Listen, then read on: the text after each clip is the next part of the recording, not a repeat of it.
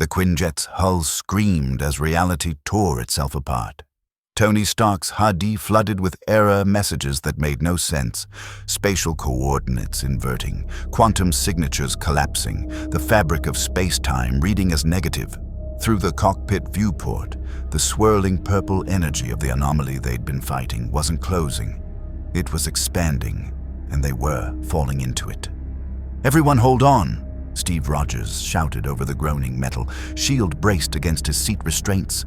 "Tony, tell me you've got something." "I've got nothing," Tony snapped, fingers flying across holographic controls that flickered and died. "This isn't a portal, it's a complete dimensional collapse. The arc reactor's trying to stabilize, but..." Thunder cracked inside the cabin as Thor's eyes blazed with lightning. "I can feel it, Stark. This tear leads nowhere our realms have touched." He raised Mjolnir, lightning arcing from the hammer to the hull. "I will attempt to..." The Quinjet lurched. The anomaly swallowed them whole. For 3 seconds, that felt like 3 hours. The Avengers experienced something no human and few gods were meant to witness. Dimensions folded, realities compressed. The Quinjet's superstructure buckled, tore, began disintegrating at the molecular level. Through it all, 7 of Earth's mightiest heroes held on as the universe rewrote itself around them. Then they were through. The Quinjet, what remained of it, punched through normal space doing Mach 4, trailing fire and debris. Stark's repulsors fired automatically, trying to arrest their descent, but half the maneuvering thrusters were gone. The ground rushed up impossibly fast, a suburban neighborhood, houses with neat lawns, people looking up in horror. "Hulk smash fall!" Bruce Banner's alter ego roared, green hands tearing through the hull as he leapt free. The Gamma Giant hit the street first, cratering asphalt, immediately crouching to catch the disintegrating Quinjet before it could obliterate the block. The aircraft crumpled in Hulk's grip like aluminum foil, but he held it, absorbed the impact, slammed it down in the middle of the street with a boom that shattered windows for 3 blocks. The Avengers tumbled free, Cap rolling to his feet with shield raised, Natasha landing in a crouch with pistols drawn, Clint knocking an arrow, Tony's armor sparking but operational, Thor hovering with Mjolnir crackling. Civilians scattered, car alarms shrieked, and somewhere above, something was moving fast. "Defensive positions!" Steve commanded, already assessing angles of attack and escape routes. "Tony, where are we?" "Working on it. Wait." Tony's faceplate snapped up, revealing genuine confusion. "Jarvis is gone. Not offline, gone. I've got no satellite uplink, no network connection. My GPS is reading coordinates that don't exist on any Earth I've mapped. Because you're not on your Earth anymore." The voice came from above. The Avengers looked up as a figure in yellow and blue descended, cape billowing, fists clenched. Young, maybe early 20s, with dark hair and an expression mixing concern with caution. He landed 20 feet away, clearly ready for a fight, but not initiating one. "Easy," the newcomer said, raising one hand. "I'm invincible. I saw your ship, or whatever that was, tear through the atmosphere. You're lucky you didn't get shot down. The Global Defense Agency's pretty trigger-happy with unidentified aerial phenomena." Thor stepped forward, Mjolnir raised. "You speak of agencies and defense, yet you wear the garb of a warrior. What realm is this?" "Realm." The kid, invincible, frowned. "This is Earth. Specifically, you just crashed in a suburb outside Chicago, and judging by those costumes and the fact that you fell through what looked like a dimensional rift, I'm guessing you're not from around here." His eyes narrowed, studying them. "Who are you people?" Steve lowered his shield slightly, reading the situation. The kid was powerful. The casual way he'd descended, and his complete lack of fear facing 7 superpowered individuals, told Steve that much. But there was something else in his eyes. Wariness. Like he'd seen too much for someone so young. "I'm Captain America," Steve said carefully. "These are the Avengers. We're heroes from apparently another Earth. We were fighting a threat that tore open a dimensional breach. We didn't mean to. Wait. Invincible's expression shifted to something Steve couldn't quite read. Avengers, Captain America, like the World War II guy. He looked at Tony's armor. Iron Man, Thor. You're telling me the Avengers just fell out of the sky into my universe? Your universe? Natasha's hand stayed near her gun. You say that like you've encountered this before. Let's just say dimensional weirdness isn't as rare as it used to be. Invincible floated a few inches off the ground, and Steve noticed, really noticed, how effortless it was. No visible propulsion, no strain. Look, we need to move. GDA's definitely tracking this, and they'll be here in minutes with questions, weapons, and contingency plans, some of which involve orbital strikes. Orbital, Tony started. Your Earth doesn't have casual access to satellite-based weapon platforms. Invincible's eyebrows rose. Huh. Different universe. Different tech level, I guess. Point is, Cecil Stedman runs global defense here, and he doesn't take chances with potential threats. You've got maybe 3 minutes before this street is swarming with troops, and you're all labeled as hostile incursions. Steve made a decision. What do you suggest? I take you somewhere secure, let you catch your breath, figure out what the hell just happened. Invincible met Steve's eyes, and Steve saw something there he recognized. The weight of responsibility, the determination to do the right thing, and the scars of having failed. But I need to know, right now, are you heroes, or am I about to make a huge mistake? Before Steve could answer, Hulk stomped forward. Hulk hero! Hulk smash bad guys! Invincible stared at the green giant. Okay, that's Hulk. He looked back at Steve. I'm choosing to trust you, but fair warning, this universe is really good at punishing trust, so please don't make me regret this. We're heroes, Steve said firmly. We protect people. That's who we are. Good. Invincible pulled out a phone. I know a place. It's not fancy, but it's off GDA's immediate radar. Can you all fly, or? Tony's armor hummed to life.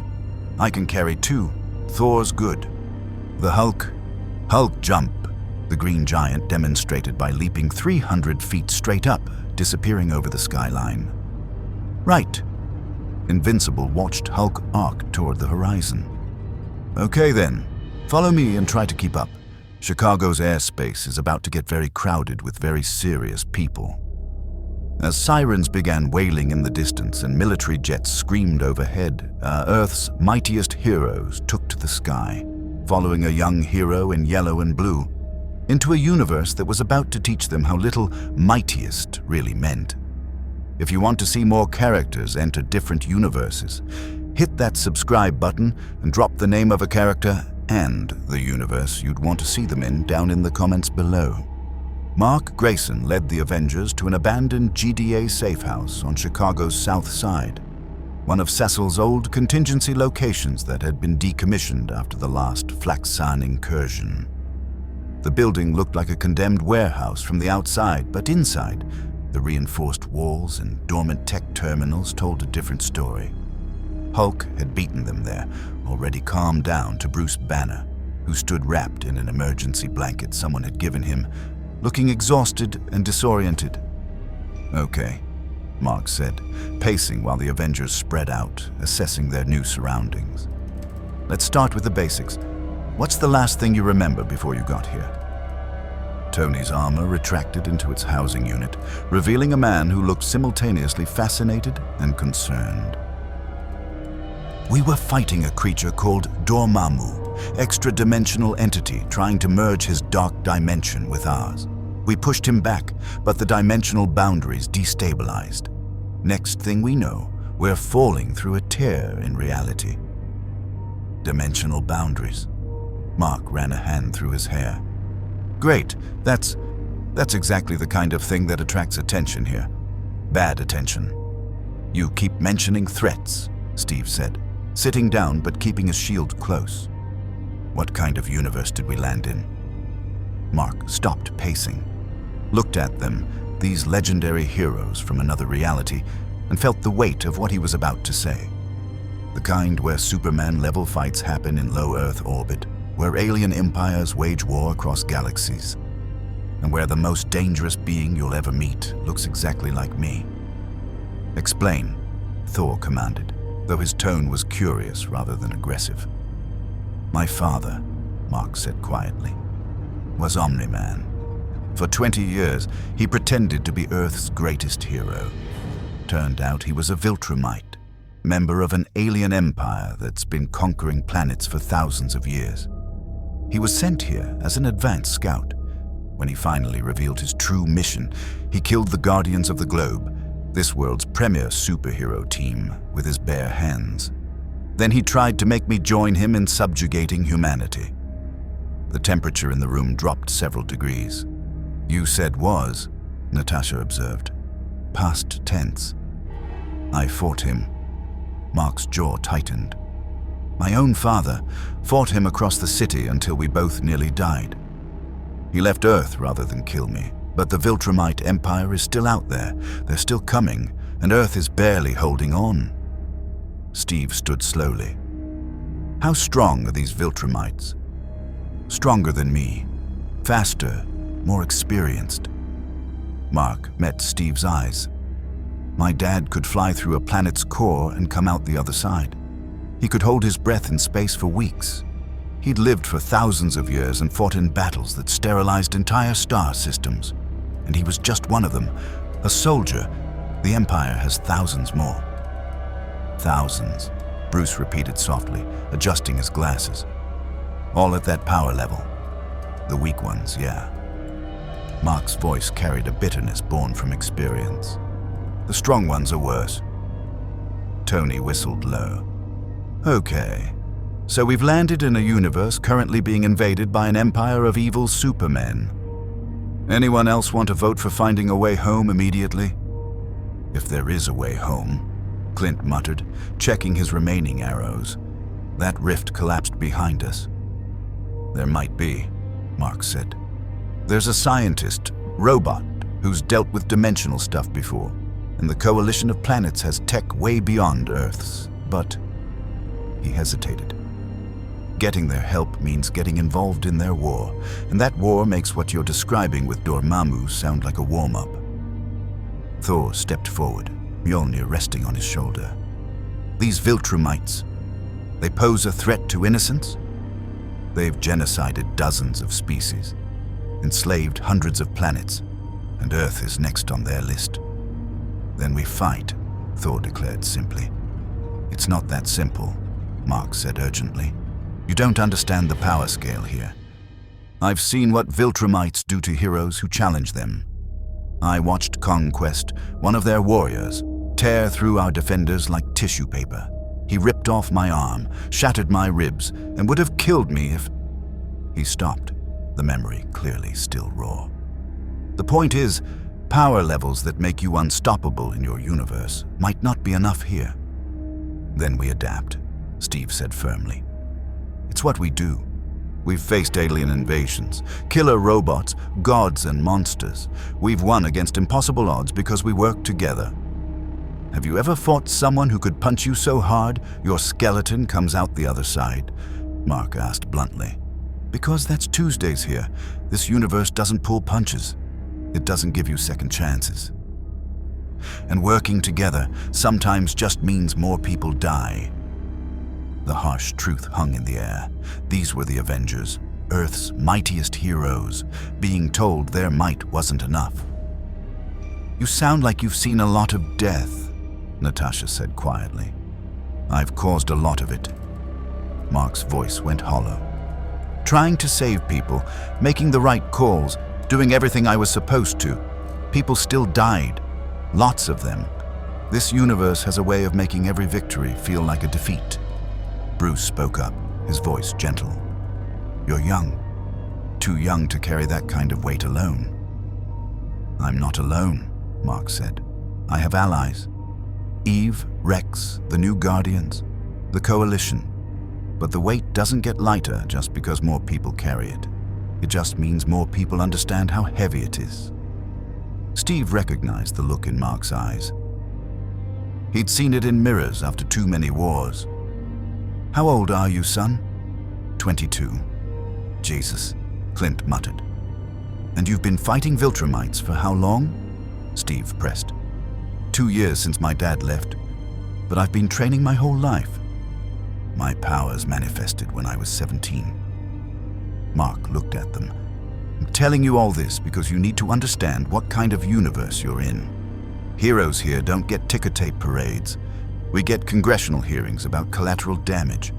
We get blamed when we can't save everyone. And when we do save people, we know it's only temporary because the next threat is already on its way." "Sounds like home," Tony said dryly. "Just with higher stakes and worse odds." "The worst odds," Mark confirmed. "Cecil Stedman, the guy I mentioned before, runs the Global Defense Agency. He's pragmatic to the point of ruthless. He'll use anyone, sacrifice anyone to protect Earth. He's already got contingency plans to kill me if I go rogue. He'll definitely have plans for you." "We've dealt with government oversight before," Steve said. "We can handle—" "Steve." Mark's tone stopped him. "Cecil once used a suicide squad of convicted felons to buy 30 seconds of time against a Viltrumite. 30 seconds. They all knew they'd die, and he sent them anyway. That's the kind of pragmatism we're talking about. If he thinks using you as weapons serves Earth's survival, he will. And if he thinks you're too dangerous to control, he'll try to eliminate you first." The Avengers exchanged glances. This was worse than Hydra's infiltration of S.H.I.E.L.D. This was a world where the Protectors themselves had become exactly the kind of threat they'd always fought against. "Then we don't work with him," Steve said. "Then you don't get resources, intel, or safe harbor." Mark spread his hands. "I'm not saying work with Cecil. I'm saying understand what you're up against. This universe forces impossible choices. Work with morally compromised allies, or go it alone and probably die. Save this city or that city, because you can't save both. Win battles but lose the war, or sacrifice everything for one chance at victory." Thor's expression darkened. "These Viltrumites have truly brought such darkness to this realm." "They've brought it to hundreds of realms," Mark corrected, "and they're very good at it. They've been perfecting conquest for millennia." "How do you fight them?" Bruce asked. "I mean, practically speaking, what stops a Viltrumite?" "Other Viltrumites, mostly. Or weapons designed specifically to kill them, which barely exist and definitely aren't available to us. Or getting really, really lucky." Mark's expression hardened. "The Coalition has been fighting the Empire for years, and they're losing. Slowly, but losing. Earth's survival so far has been equal parts my dad's lingering affection for the planet and the Empire being busy elsewhere. That won't last." "Then we buy time," Steve said decisively. "We help you hold the line until we can find a permanent solution." "And if there is no permanent solution?" Mark challenged. "If the best-case scenario is Earth becomes a protectorate of the Coalition, subjugated in all but name?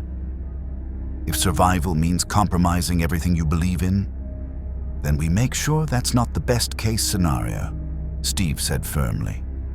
Mark studied Captain America, this legend from another universe who still believed in absolutes and good and evil, in heroes who didn't compromise. Part of him admired it. Another part knew this universe would break that certainty like glass. "Okay," Mark finally said. "I'll help you.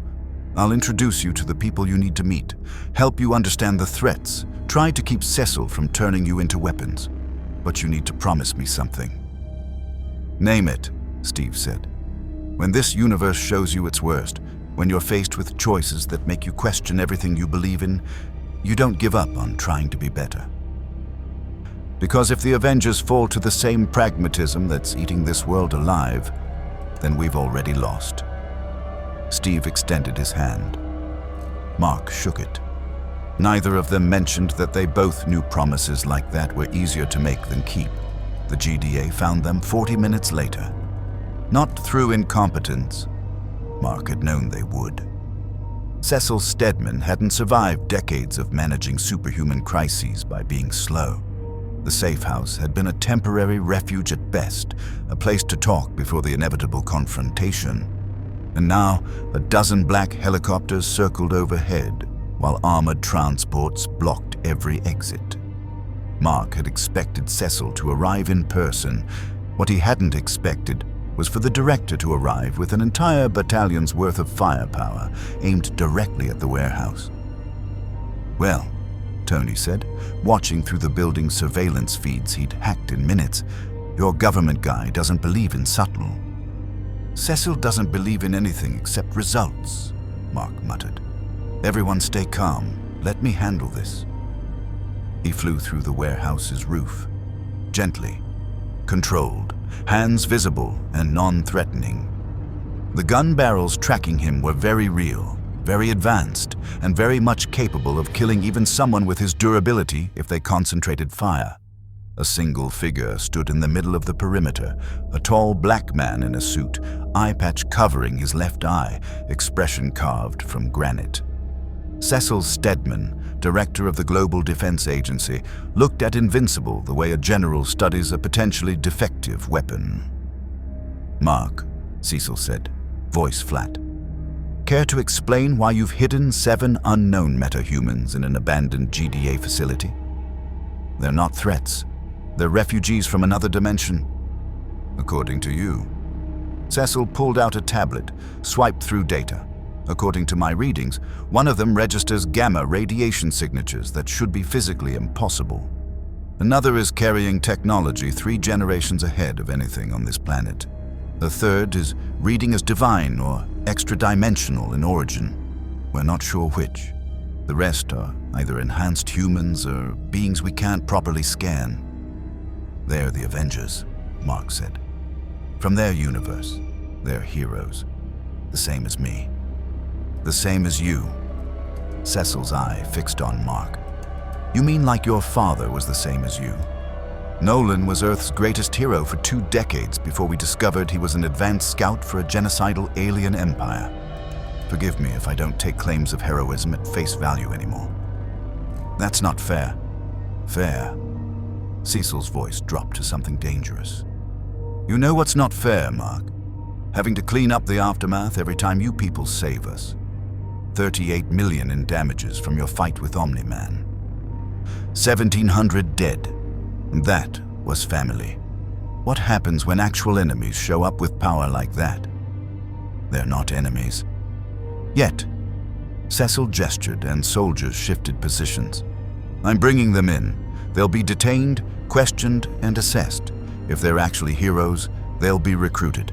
If they're threats, they'll be neutralized. Standard protocol for unknown metahumans. They're people, Cecil, not weapons. Everything is a weapon if you use it right." Cecil started walking toward the warehouse. "Stand aside, Mark. This doesn't have to be a conflict. You point guns at them, it becomes one." Cecil stopped, turned slowly.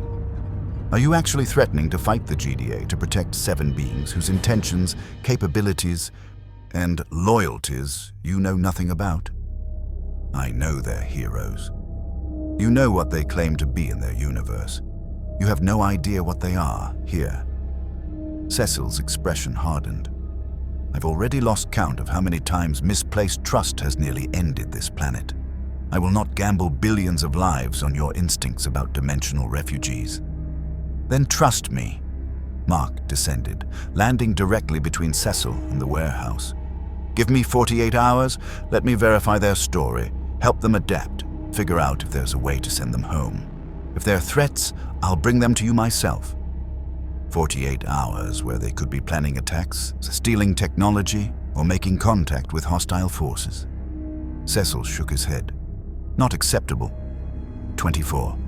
"Mark, 24 hours, or you go through me to get to them." The soldiers tensed.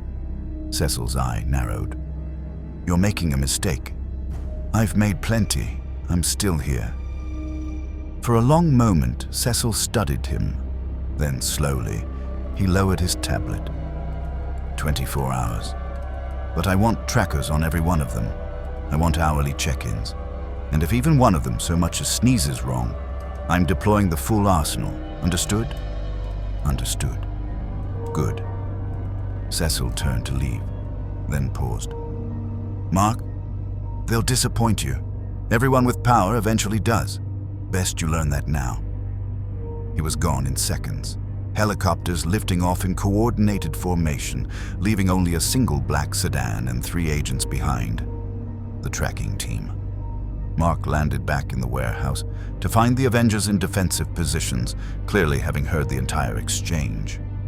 So, Tony said, your government wants to put shock collars on us. Fun. Trackers, Mark corrected. It's Cecil's compromise. Better than imprisonment or... He didn't finish the sentence. They all knew what "or" meant in this context. Steve stepped forward, shield held loosely. You just risked your relationship with your government for people you just met. Why? Because someone trusted me once when they shouldn't have, Mark said simply. And that trust saved my life. Maybe saved the world. He looked at each of them. I'm choosing to believe you're who you say you are. Don't make Cecil write about me. We won't, Steve promised. Then he did something that surprised Mark. He set his shield down, walked forward, and put a hand on the younger hero's shoulder. Thank you. Don't thank me yet, Mark said. Those trackers mean Cecil will know everywhere you go, everything you do. It also means you're on a timer, 24 hours to prove you're allies, not threats. Then we better get started, Natasha said. What do we need to know about this universe? Everything, Mark admitted. But we'll start with the threats. Follow me. He led them deeper into the warehouse, to a wall that opened into a hidden elevator. As they descended, Bruce spoke up. Earlier, you mentioned someone named Eve, and Rex, and New Guardians. Are these your teammates? Some of them. Eve is... Mark paused, a complicated expression crossing his face. She's important. To me, and to everything. Rex is an asshole, but reliable when it counts. The New Guardians are still figuring out how to work together after what happened to the originals. After your father killed them, Thor stated bluntly. Yeah, Mark's voice went hollow. After that, the elevator opened into a command center that was clearly Mark's personal operation. Makeshift but functional, with screens displaying global news feeds, coalition transmissions, and threat assessments. This is where I coordinate, Mark explained. The GDA has their data, the coalition has theirs, but I needed my own intelligence network after learning how much everyone lies. He pulled up a star map. This is current Viltrumite territory. The red zones are confirmed occupied planets. Yellow is contested space. Green is coalition-held. Tony studied the map, expression darkening. There's a lot of red. It gets worse. Mark zoomed in on Earth's sector. This is us, theoretically neutral space, but realistically, we're in what amounts to a demilitarized zone between two empires preparing to fight over our corpse. Cheerful, Clint muttered. The Coalition wants Earth as an ally because we've successfully resisted multiple Viltrumite incursions. The Empire wants us subjugated because we dared to resist at all. Both sides are waiting for the other to make a move. Which means Earth is leverage, Natasha concluded. Whichever side secures us first gains an advantage. Exactly. Mark pulled up another screen. This is Alan the alien. He's Coalition's main contact with Earth. Good guy, mostly. But his priority is winning the war, not protecting individual planets. A blue-skinned alien with a ridiculous mustache appeared on screen, clearly mid-combat against something that had just punched him through a mountain. He looks... Bruce searched for words. Like someone beat him with the ugly stick, Mark offered. Don't let appearances fool you. Alan's one of the strongest beings I've encountered. He was bred specifically to fight Viltrumites, and he's still barely holding his own. Jesus, Tony breathed. That's the power scale we're dealing with. Mark changed screens again. The GDA's response has been to develop weapons. Lots of weapons. Some of them very, very illegal by any reasonable definition. The screen showed schematics for genetic bombs, dimensional cannons, and things Tony couldn't immediately identify but recognized as planet killers. Cecil's philosophy is simple, Mark continued. Whatever it takes to survive. No line he won't cross, no sacrifice he won't make. He's even got contingency plans to exterminate the entire human race if it means denying Earth to the Viltrumites. That's insane, Steve said flatly. That's Cecil. Mark closed the files. But it's also why Earth's still standing.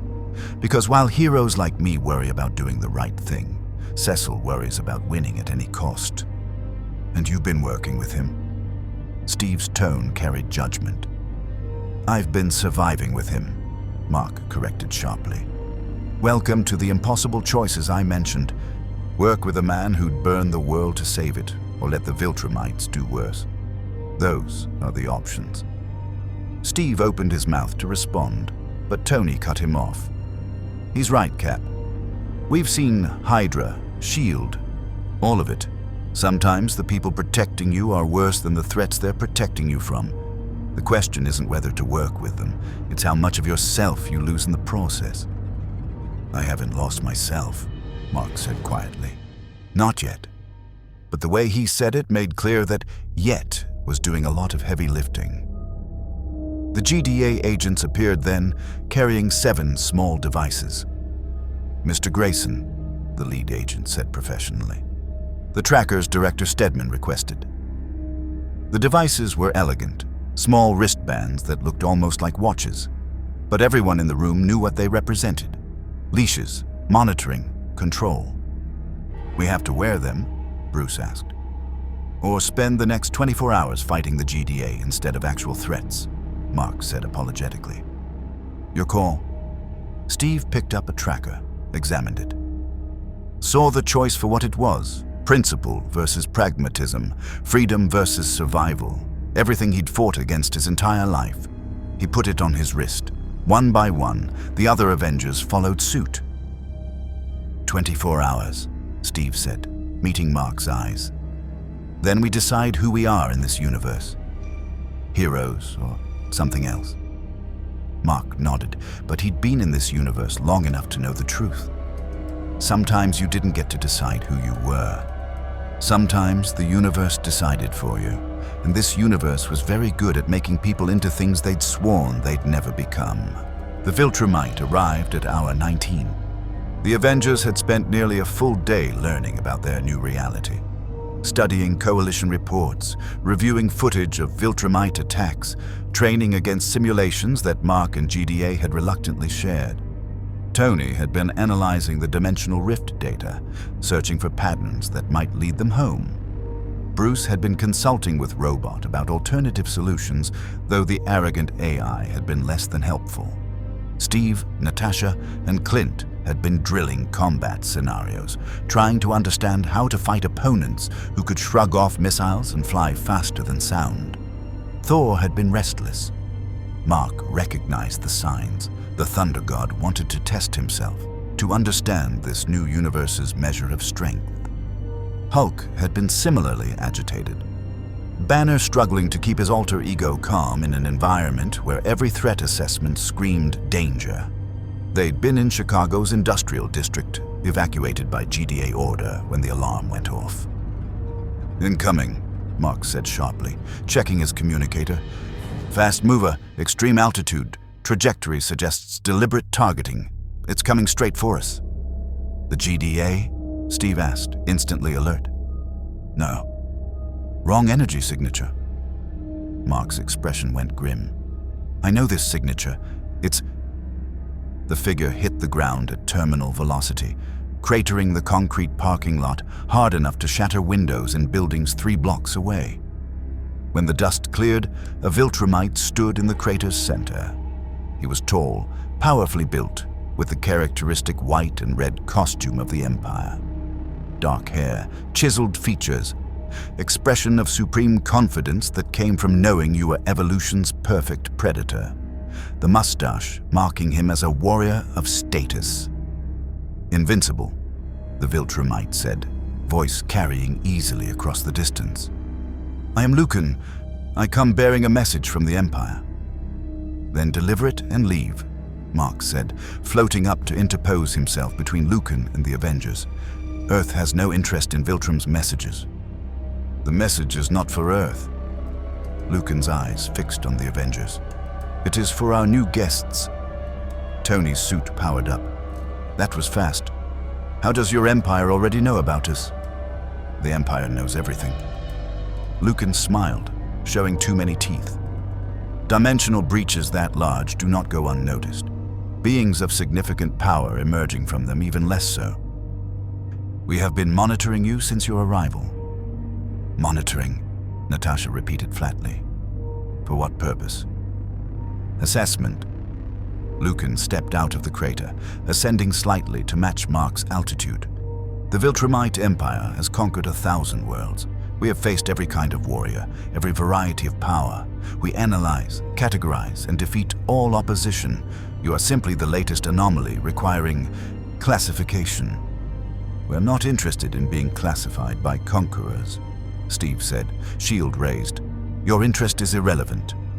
Lucan's tone remained conversational. The Empire has concluded that your presence represents a potential strategic asset, either as allies or as examples. Thragg himself has taken notice. He offers you a choice. Join the Empire's conquest, serve as honored warriors in the greatest crusade in galactic history, or you'll try to kill us, Tony finished. Yeah, we've heard this speech, usually from guys in tin suits or purple with a weird chin. It never works out the way they think. Lucan's smile widened. I was hoping you would choose defiance. Conquest is so much more satisfying when the conquered believe they can win. His eyes swept across the Avengers, evaluating. I volunteered for this mission specifically. I wanted to see what kind of warriors could tear through dimensional barriers. I wanted to test them myself. You want to fight, Thor stated, Mjolnir beginning to crackle with lightning. Then face me, alien. Let us see if your Empire's reputation is earned or merely boasted. Thor, don't, Mark started, but it was too late. Lucan moved. One moment he was hovering 20 feet away. The next, he was in Thor's face, fist already swinging in a punch that would have decapitated a normal being. Thor blocked with Mjolnir, barely, and the impact generated a sonic boom that shattered every remaining window in the district. The Thunder God flew backward, plowing through 2 buildings before he could arrest his momentum. Lucan pursued, moving so fast he was nearly invisible, grabbing Thor by the ankle and spinning him like a hammer throw before releasing him toward the atmosphere. Thor!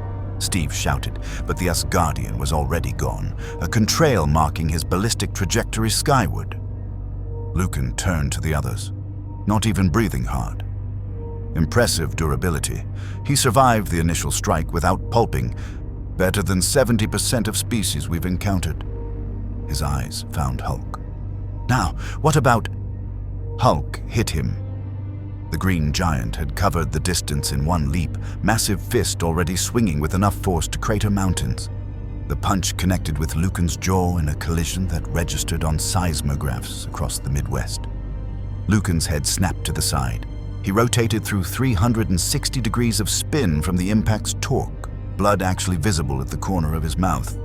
For half a second, everyone froze. Then Lucan laughed. Yes, now this is promising.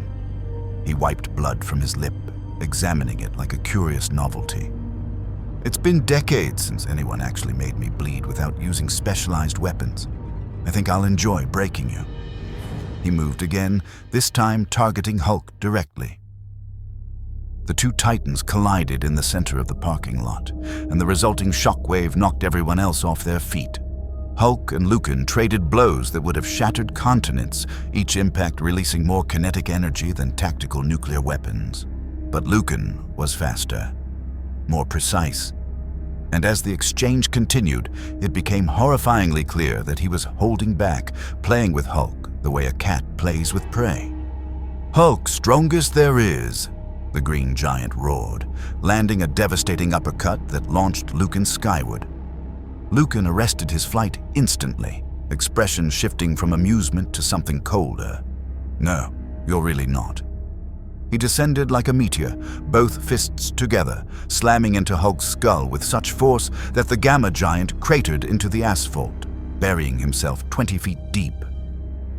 The Viltrumite didn't stop.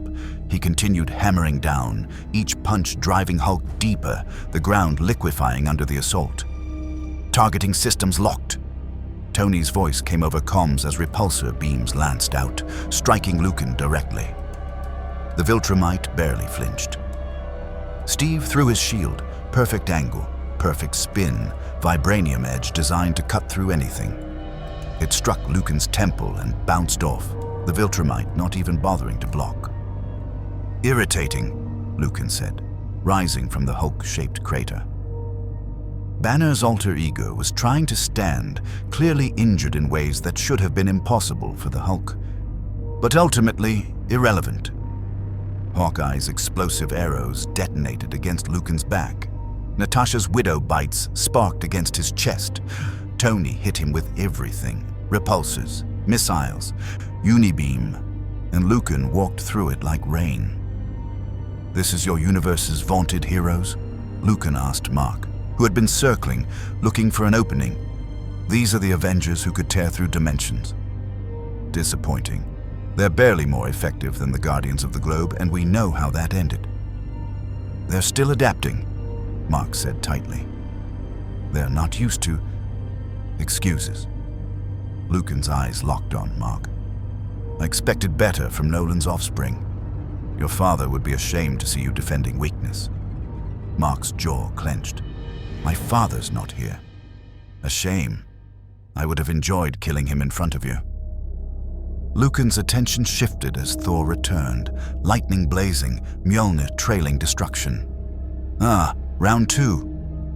What followed was less a fight than a demonstration.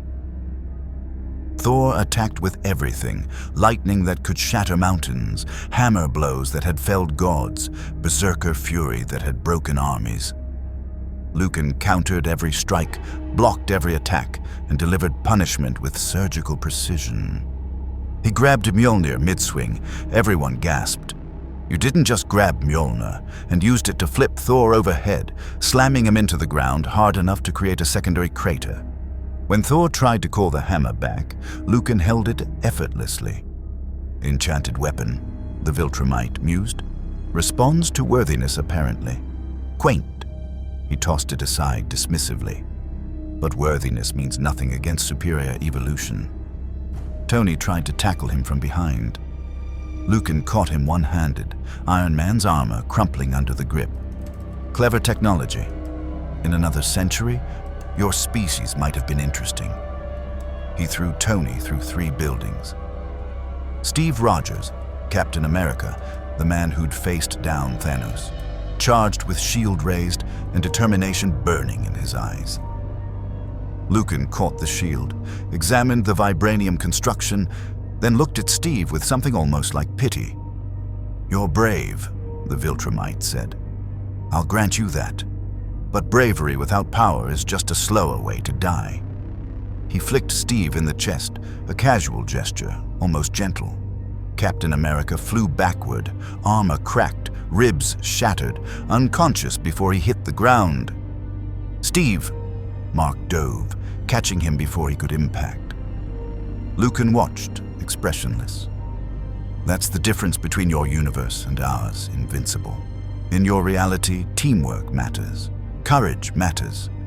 Determination can overcome power gaps. Here," he gestured at the broken, scattered Avengers. "Here, power is the only truth, and the Viltrumite Empire has more power than your dimensional refugees can imagine." Hulk was struggling to rise. Thor was down. Tony's suit was failing. Steve was critically injured. Only Natasha and Clint remained combat-capable, and they knew, everyone knew, that they couldn't hurt this being. Mark floated between Lucan and his fallen allies, fists clenched. "You've made your point. Leave." "I've made my assessment," Lucan corrected. "The Avengers are powerful by dimensional standards, but inadequate for this reality's threats.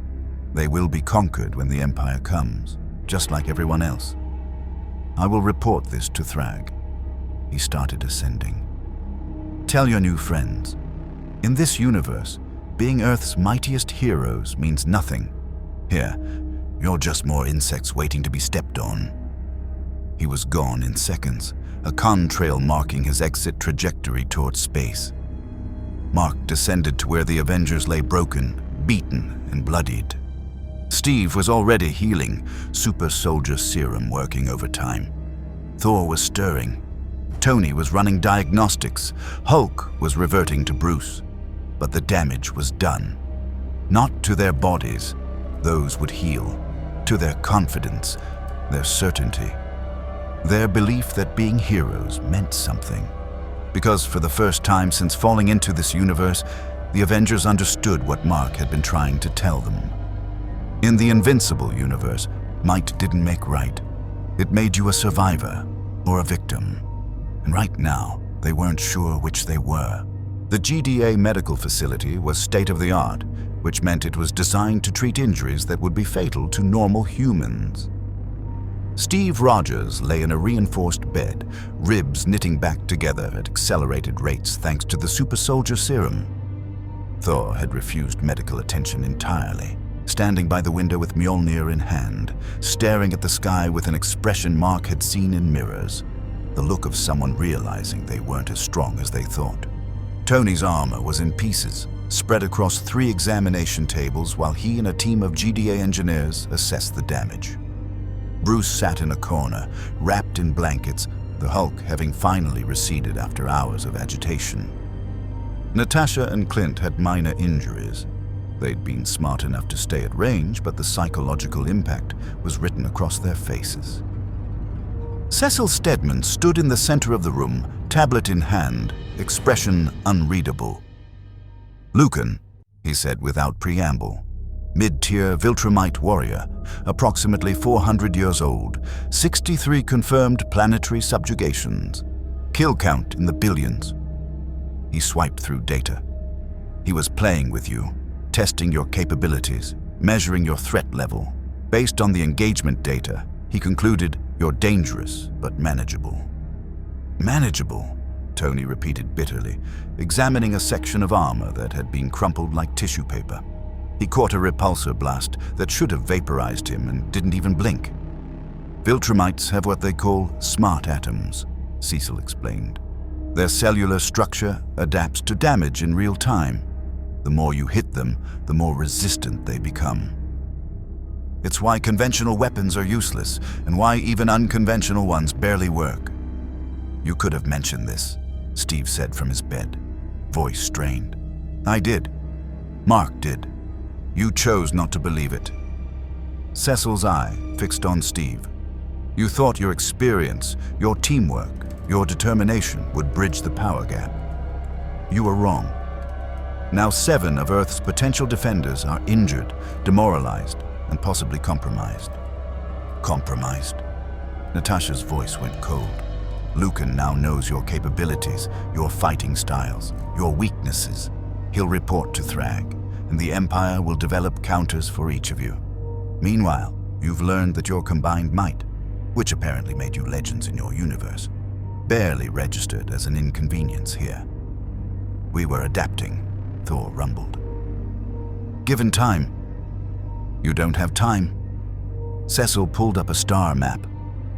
"Lucan's arrival wasn't random, it was a probe. The Empire is testing Earth's defenses, cataloging our assets, preparing for invasion. Your presence accelerated their timeline because you represent an unknown variable. Congratulations. You've made Earth's situation worse." The words hung in the air like a death sentence. "That's not fair," Mark said quietly. "They didn't ask to be here." "Fair doesn't matter. Results matter." Cecil turned to the Avengers. "Here's your situation. You're stuck in a universe where you're outmatched, outgunned, and out of your depth. You can't go home. Tony's confirmed the dimensional breach is irreversible with current technology. You can't hide. The Empire knows you're here. And you can't win through conventional means because Viltrumites don't lose to conventional tactics. So what do you suggest? Steve asked, forcing himself to sit up despite the pain. Surrender. Give up. I suggest you get smart. Cecil's expression hardened. Stop thinking like heroes and start thinking like survivors. This universe doesn't reward noble sacrifice. It punishes weakness and stupidity. If you want to live long enough to matter, you need to adapt. Adapt how? Bruce spoke up, voice quiet but firm. You've made it clear we can't fight them directly. So what's your solution? Cecil smiled. It wasn't a pleasant expression. I thought you'd never ask. He pulled up schematics, weapons designs, genetic modifications, enhanced armor prototypes. The GDA has been developing Viltrumite countermeasures for 2 years. Most have failed. Some show promise. And a few, he highlighted several designs in red. These could work, but they require resources we don't have, technology that doesn't exist, and moral compromises that most people aren't willing to make.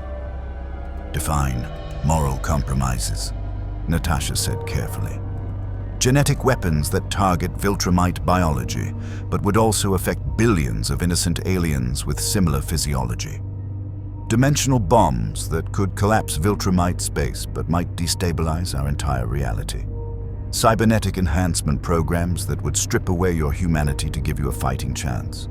Cloning operations to create disposable super soldiers. Take your pick. The room went silent.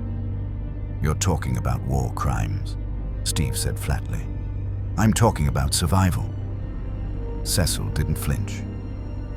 The Viltrumite Empire has genocided entire species, enslaved hundreds of planets, and perfected the art of conquest over millennia. They don't negotiate. They don't show mercy. And they don't care about your moral objections. You either fight with every weapon available, or you die with your principles intact. Choose. There has to be another way, Steve insisted. There isn't. Cecil's voice went cold. You want to know what happened to the last species that tried the moral high ground against Viltrumites? They're extinct. Every man, woman, and child obliterated because they refused to compromise their values. The Viltrumites remember them fondly. As a cautionary tale, they tell conquered worlds about the cost of weakness. Tony stood, armor components clattering. You're asking us to become the thing we fight against. I'm asking you to understand what kind of universe you're in. Cecil stepped closer. Look, I get it. In your reality, heroes don't torture prisoners, don't develop weapons of mass destruction, don't sacrifice the few to save the many. That's admirable. It's also suicidal here. This universe has already ground down everyone who thought like you. Ask Mark how many compromises he's made. Ask him how many times he's had to choose between bad and worse. All eyes turned to Mark. The young hero looked away. Mark? Steve's voice was gentle but insistent. I've worked with Cecil on projects I'm not proud of, Mark admitted quietly. I've let the GDA develop weapons I know are morally questionable. I've made calls that got people killed because all the alternatives got more people killed. And every single time I've told myself it was necessary, that I didn't have a choice, that survival justified the compromise. And do you believe that? Steve asked. Mark met his eyes. I believe I'm still here. I believe Earth is still standing, whether that makes the compromises right or just makes me good at rationalizing, I don't know anymore. The honesty was brutal. This wasn't the idealistic hero from earlier. This was someone the universe had beaten down, forced to adapt, twisted into something harder and darker just to survive. I won't become that, Steve said firmly. We won't. There are lines you don't cross, not for victory, not for survival, not for anything. Then you'll die, Cecil said simply. And when the Viltrumites come, and they will come, you'll take everyone around you with you. Your principles will be a comfort when Earth is ash and humanity is enslaved. Or, Thor spoke up, thunder rumbling in his voice. "We find a third option. We have faced impossible odds before and prevailed through cunning, courage, and unwillingness to surrender our values. This universe may be darker, but we do not have to become darkness to fight it." Cecil actually laughed. "You really are from another universe. That kind of naive optimism died here years ago." He started toward the door, then paused. "I'm giving you 72 hours. 3 days to figure out how you're going to contribute to Earth's defense without my methods. If you can't, you'll either adopt my approach or be classified as non-essential personnel. And in this universe, non-essential personnel get put in storage until they're needed or become liabilities." "Storage?" Clint asked. "Prison, effectively. Secure facilities where you can't interfere or get killed doing something stupid." Cecil's eyes swept across them. "I don't want to do that. You're powerful, skilled, and, despite today's demonstration, capable warriors. But I won't let misplaced heroism doom this planet. Figure out how to help or get out of the way." He left. The silence that followed was oppressive. Finally, Tony spoke. "He's not wrong about the power gap. Lucan embarrassed us, and he was mid-tier. What happens when we face someone actually dangerous?" "We adapt," Steve said. "We train. We learn this universe's rules and find ways to fight within our principles." "And if there are no ways?" Bruce asked quietly. "What if Cecil's right? What if this universe really does force impossible choices?" "Then we make the least impossible choice," Steve insisted. "But we don't abandon who we are. The moment we do that, we've already lost." "Easy to say when you're not the one making the call," Mark said, his voice harder than before. "When you're standing in the rubble of a city because you chose principles over pragmatism, when you're explaining to survivors why you didn't use the weapon that could have saved them, it gets a lot harder to maintain that certainty." Steve looked at the young hero, really looked at him, and saw what this universe had done. Mark Grayson had been idealistic once, had believed in absolute good and evil. Now he was something else, a survivor, a realist, someone who'd learned that the universe didn't care about your principles. "I'm sorry," Steve said simply. "Sorry that this world broke you down like that, but we're not broken yet. And maybe, just maybe, we can show you there's still another way." Mark's expression flickered. Hope, pain, skepticism, all at once. "I want to believe that. I really do. But I've seen too much to think hope is enough." "Hope is never enough by itself," Steve agreed, "but it's where everything else starts. Without it, we've already surrendered." Thor moved to stand beside Steve. "The captain speaks truth. We have faced the armies of Asgard's enemies, beings of cosmic power, extinction-level threats. We prevailed not through surrender of principle, but through unity and unwillingness to yield." "This isn't Asgard," Mark said. "This isn't anywhere you've been before. The rules are different here." "Then we'll learn the new rules," Tony said, surprising everyone. "But Cap's right. We do it our way. Cecil wants weapons. We'll give him weapons, but designed by us, controlled by us, with safeguards that prevent them from becoming the kind of nightmare Cecil would unleash." "You think you can out-engineer the GDA?" Mark asked skeptically. "I out-engineered Ultron, built armor that fought Thanos, and created AI that became sentient. Yeah, I think I can compete with your government's R&D department." Tony's eyes gleamed with the first hint of confidence since the fight. "We just need to understand what we're working with. And we need to understand our enemies," Natasha added. "Lucan defeated us because we didn't know what we were facing, but now we do. We know Viltrumites can be hurt. Hulk drew blood. We know they have weaknesses. Mark mentioned equilibrium attacks. We just need to be smarter about exploiting them." "It won't be enough," Mark warned. "Even if you figure out how to hurt one Viltrumite, there are thousands more, and beings like Conquest and Thragg make Lucan look weak." "Then we'll find allies," Steve said. "You mentioned the coalition of planets. They've been fighting the Empire for years. They must have learned something. Mark's expression darkened. The Coalition has learned how to lose slowly, and their help comes with strings that might be worse than what you're trying to avoid. Meaning they'll want you to fight their war on their terms, with their methods. And the Coalition's methods make Cecil look restrained. Before anyone could respond, alarms blared throughout the facility. Mark's communicator lit up with urgent transmissions. His face went white. "What is it?" Steve asked. "Conquest," Mark whispered. "He's here. He's in New York, and he's asking for me specifically." The name meant nothing to the Avengers, but the way Mark said it, with fear, hatred, and grim resignation, told them everything they needed to know.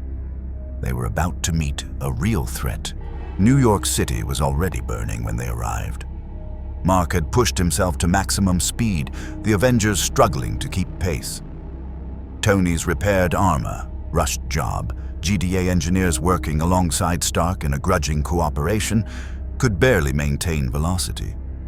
Thor flew alongside, Mjolnir trailing lightning. The rest came via GDA transport, Cecil having scrambled every available asset.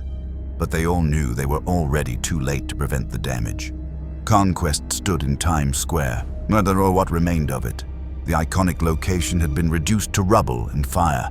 Buildings collapsed, screens shattered, the ground cratered and broken. Bodies, civilian and military both, lay scattered like discarded toys. The Viltrumite warrior stood in the center of the destruction, purple and white costume pristine despite the carnage. Expression of mild boredom on his scarred face. He was massive, even by Viltrumite standards, easily 7 feet tall, built like a tank, with white hair and a beard that somehow made him look even more dangerous. Scars crossed his face, badges of honor from battles that would have killed lesser beings. "Invincible," Conquest called out, voice carrying across the devastation. "I grow impatient." Mark landed 50 yards away, hands clenched into fists. "I'm here. Let everyone else go." "Everyone else is already gone." Conquest gestured at the destruction. "The civilians fled when I arrived. The military tried to stop me, emphasis on tried. Now it's just you, me, and..." His eyes found the Avengers as they arrived. "Ah, the dimensional refugees. Lucan's report was accurate. You do look inadequate." Thor descended, lightning crackling around him. "You dare!" Conquest moved. One moment he was standing in Times Square. The next, he was in front of Thor, one massive hand wrapped around the Thunder God's throat, lifting him effortlessly into the air. "I dare whatever I want," Conquest said calmly. "I am Conquest. I have broken gods, toppled empires, and personally subjugated 47 planets. Your posturing means nothing to me." He threw Thor, not pushed, not tossed, threw with enough force that Thor became a ballistic projectile, punching through buildings, creating a canyon of destruction through Manhattan's skyline before disappearing from sight entirely. "Thor!" Steve shouted, but Conquest was already turning to face them. "The Asgardian will survive. Probably. Now." He cracked his knuckles, each pop sounding like a gunshot. "Let's see what you can actually do," Hulk charged. The Green Giant had been getting angrier since Lucan's defeat, and now that rage found a target. He leaped, fist already swinging in a haymaker that had felled armies. Conquest caught the fist one-handed. "Impressive mass," the Viltrumite observed clinically. Strength approximately equivalent to a young Viltrumite. Regeneration factor appears significant, but... He twisted, and Hulk's arm broke with a sound like splintering trees. Insufficient technique. Hulk roared in pain and fury, other fist swinging. Conquest blocked with his forearm, then drove his elbow into Hulk's face with surgical precision. The Gamma Giant's head snapped back, blood spraying from his nose. Before he could recover, Conquest grabbed him by both legs and spun, using Hulk as a weapon, smashing him into the ground, into walls, into anything solid. "Cecil, we need support," Mark shouted into his comm. "Everything you've got." "Deploying now." Cecil's voice was tight. "But Mark, nothing we have is rated for Conquest. You know that." Mark knew. He'd fought Conquest before, had lost his arm, nearly died, only survived through luck and allies. And that had been a Conquest who was toying with him. This version looked focused. Tony opened fire, repulsors, missiles, unibeam, everything his armor could generate. The blasts hit Conquest, who was still using Hulk as a bludgeon, and the Viltrumite barely noticed. "Irritating," Conquest muttered, then threw Hulk directly at Iron Man. Tony barely dodged, the green giant's mass cratering a building behind him. "We need a strategy. The strategy is don't die." Mark shot forward, flying at maximum speed. Fist cocked back. Conquest turned, caught his punch, and smiled. "Hello again, Invincible. I was hoping you'd grown stronger since our last encounter." He examined Mark with clinical interest. "Disappointing. You've barely improved." He head-butted Mark with enough force to shatter concrete, then followed with a combination. Body blows, each one calculated to damage organs, break ribs, rupture tissue. Mark tried to block, tried to counter, but Conquest was faster, stronger, and infinitely more experienced. "I killed your father, you know," Conquest said conversationally, punctuating each word with a devastating strike. "Well, contributed to his death. Nolan was weak, sentimental. Let his attachment to this pathetic planet compromise his loyalty to the Empire. You're making the same mistake."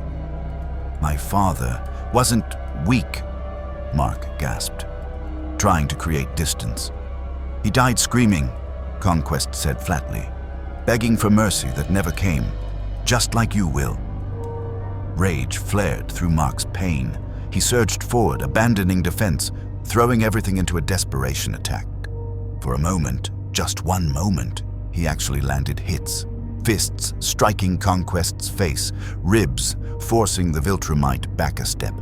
Then Conquest grabbed him by the throat and slammed him into the ground so hard that Manhattan's bedrock cracked. Steve Rogers watched the one-sided beatdown and made a decision.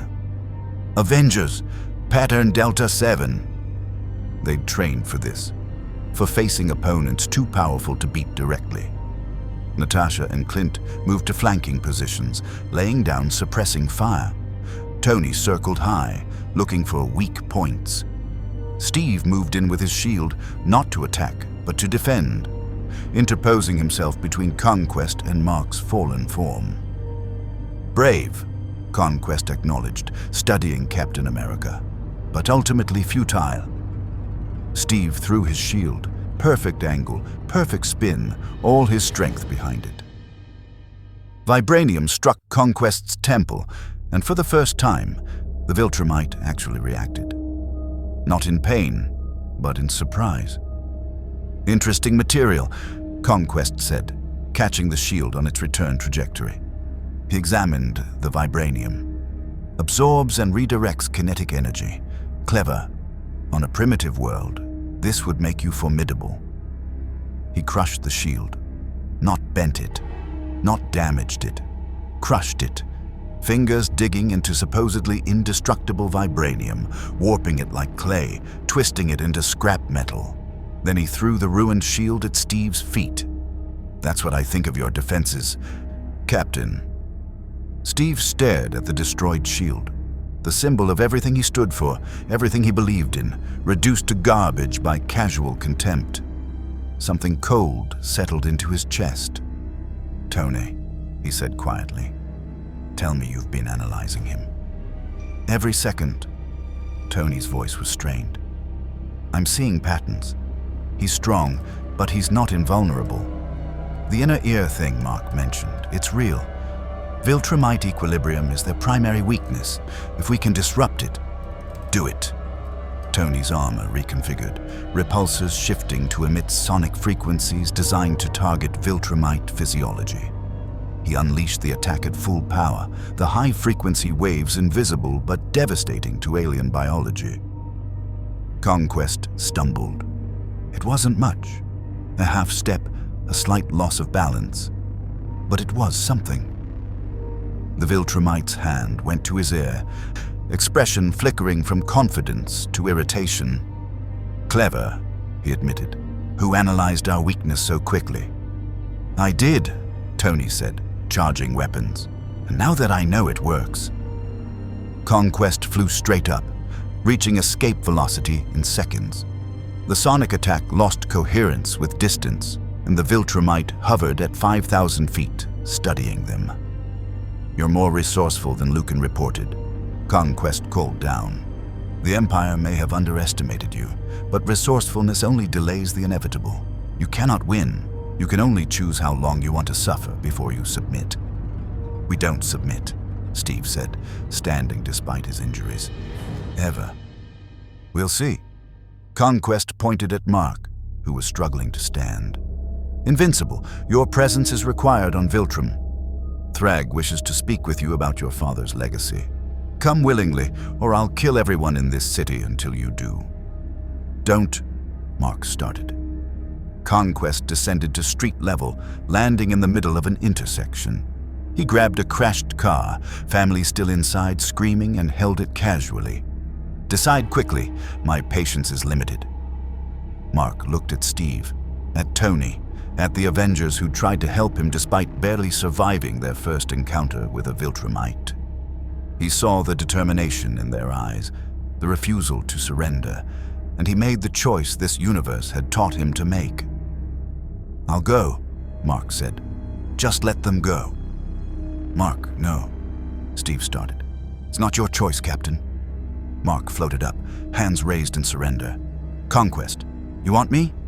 Fine, but you leave Earth alone. You don't hurt anyone else. Deal?" Conquest considered, then smiled. "Deal?" He released the car, gently, almost mockingly, and gestured for Mark to approach. "Wise decision. Perhaps you've inherited more of your father's pragmatism than I thought." As Mark flew toward him, Conquest looked back at the Avengers. "A lesson for you dimensional refugees.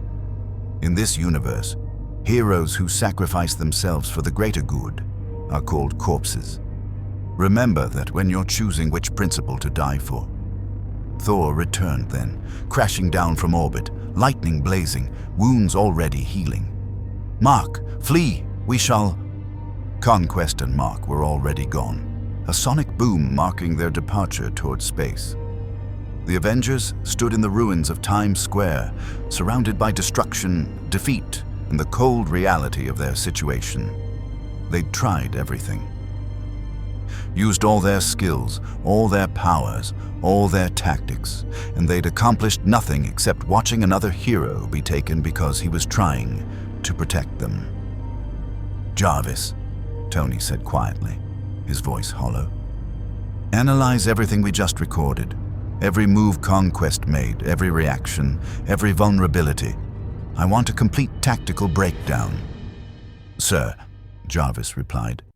"The data suggests that even exploiting identified weaknesses, probability of victory against a Viltrumite of Conquest's caliber remains below 3%. "Then we make it 4%, Tony said grimly, "and then 5, and we keep improving until the odds change. Or until we die trying," Clint added. Steve picked up the ruined remains of his shield, the symbol of his ideals, his beliefs, everything he'd stood for across decades and universes, destroyed like it was nothing. Cecil's voice came through their comms. "Conquest is headed toward Coalition space with Mark. We're tracking them, but there's nothing we can do. I'm recalling all assets to defensive positions. The Empire just declared open season on Earth." "Then we fight," Steve said, his voice hard in a way the Avengers had rarely heard. "We train. We adapt. We find every weakness, every advantage, every possible edge. And when they come back, we'll still be outmatched," Natasha said bluntly. "Yes," Steve agreed. "But maybe we'll be outmatched enough to survive. Maybe enough to rescue Mark. And maybe, just maybe, enough to make them think twice about Earth. Thor planted Mjolnir in the ground. I swear by the throne of Asgard, by my father's name, by all the 9 realms, we shall not surrender this world to tyrants.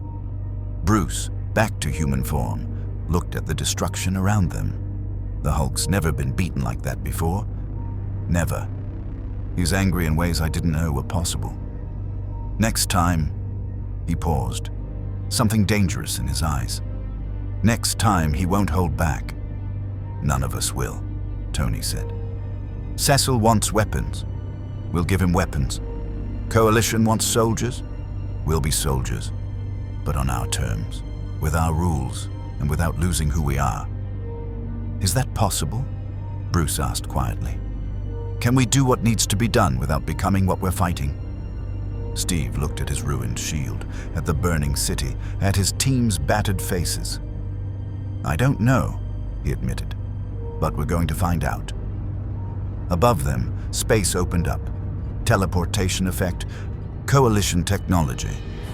A blue-skinned alien with an absurd mustache descended, wearing an orange and black costume. He looked at the devastation, at the Avengers, and sighed. I'm Alan the Alien, he said. Coalition of planets, and we need to talk about what happens next. Now? Tony asked incredulously.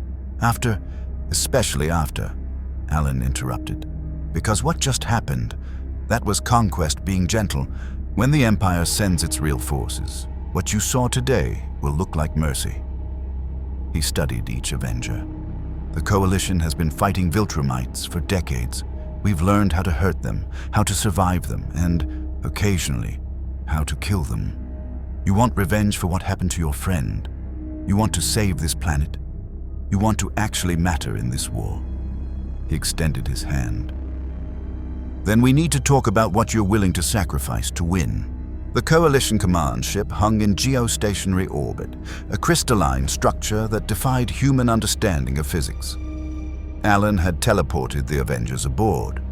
Cecil had protested, but Alan's authority apparently superseded the GDA director's jurisdiction when it came to extraterrestrial affairs. The ship's interior was vast, occupied by dozens of alien species, each more exotic than the last. Mantis-like beings worked holographic consoles. Floating jellyfish creatures provided ambient light. Things that looked like living rocks moved cargo through corridor-wide halls. The Avengers felt distinctly out of place among this galactic assembly. Alan led them to a conference chamber where a distinguished mantis-like alien waited. Green exoskeleton, kind eyes, but an aura of immense authority. This is Thanos, Alan introduced. Coalition Supreme Commander. He's been leading the resistance against the Viltrumite Empire for 20 years. Avengers, Thanos greeted, his mandibles clicking with each word. We've been monitoring your arrival with great interest. Dimensional travelers of significant power, appearing precisely when Earth faces existential crisis. Some might call it fate. I call it opportunity. Opportunity. Steve's voice was cold. Your soldier just watched Conquest take one of our allies and didn't intervene. Because intervention would have escalated the encounter from reconnaissance to warfare, Thanos replied calmly. Conquest is a monster, but he was testing, not conquering. Had Coalition forces engaged, he would have called for reinforcements. Instead of 1 Viltrumite, you would have faced 20. Instead of Manhattan's destruction, you would have lost the entire eastern seaboard. The cold calculus was staggering. So you just let him take Mark, Tony demanded. Mark Grayson is alive because we didn't escalate, Alan said. Conquest wants him as leverage against Earth and as political theater for Thragg. If we'd attacked, Conquest would have killed him to eliminate complications. This way, Mark lives, and we have time to mount a rescue. You said we, Natasha observed, implying Coalition involvement in rescuing him. What's the price? Clever. Thaddeus's mandibles clicked in what might have been approval. Yes, there is a price. The The Coalition will provide intelligence on Viltrumite positions, training and counter-Viltrumite tactics, weapons capable of actually harming them, and transport to wherever Conquest is holding mark. In exchange, we join your war, Steve finished. Yes. Thanos brought up a holographic star map showing the conflict in 3 dimensions. Red zones dominated Viltrumite territory encompassing hundreds of solar systems. Green zones were sparse, scattered, clearly losing ground. The Empire has momentum. For every planet we liberate, they conquer 3 more. We're not losing because we lack warriors. We're losing because Viltrumites are individually superior to any species we've fielded. But you, he gestured at the Avengers, you represent something different. Not just power, but tactics, diversity, and dimensional origin that might bypass Viltrumite evolutionary advantages. Might, Bruce repeated. You're not certain we'd actually help. Nothing is certain in war, Alan said. But consider, you've been in this universe for 2 days and already fought 2 Viltrumites. Both encounters demonstrated that while you're powerful, you need training and equipment to survive. The Coalition can provide both.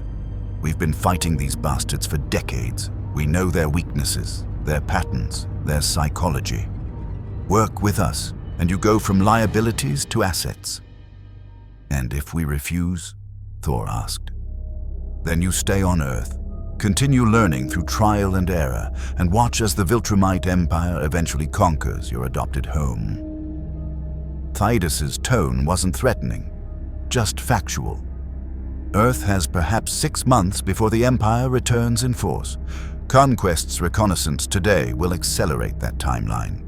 When they come, they won't send scouts. They'll send a fleet, hundreds of warriors, with orders to subjugate or sterilize the planet. Your choice is simple. Prepare with us, or die with Earth. That's coercion, Steve said flatly. That's reality, Thanos countered. Captain Rogers, I understand you come from a universe where heroism means something, where good triumphs, where determination overcomes power disparity. I envy you that universe, but this reality operates on different rules. Here, species survive by adaptation, alliance, and willingness to make hard choices. The Viltrumite Empire doesn't negotiate. They dominate or destroy. The Coalition exists because we adapted. Earth has survived this long because people like Cecil Stedman made pragmatic decisions. Now you must choose, adapt with us, or maintain your principles and perish. The silence stretched. Finally, Tony spoke up. What kind of training are we talking about? Full tactical integration, Alan explained, pulling up schematics. First, physical conditioning. Viltrumites fight in ways that exploit weaknesses across hundreds of species. We'll teach you to recognize and counter their patterns. Second, equipment upgrades.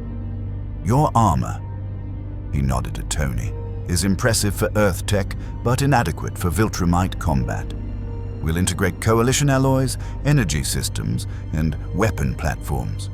Third, team tactics specifically designed to overcome individual power disparity. And the weapons? Natasha asked.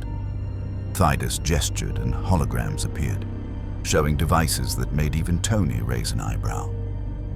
Graviton emitters that can disrupt Viltrumite flight. Sonic weapons tuned to their physiological weaknesses. Genetic warfare that we've hesitated to deploy due to ethical concerns.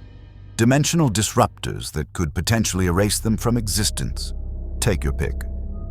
Those ethical concerns, Steve said carefully. Explain them. Most of our most effective weapons are indiscriminate, Thydus admitted.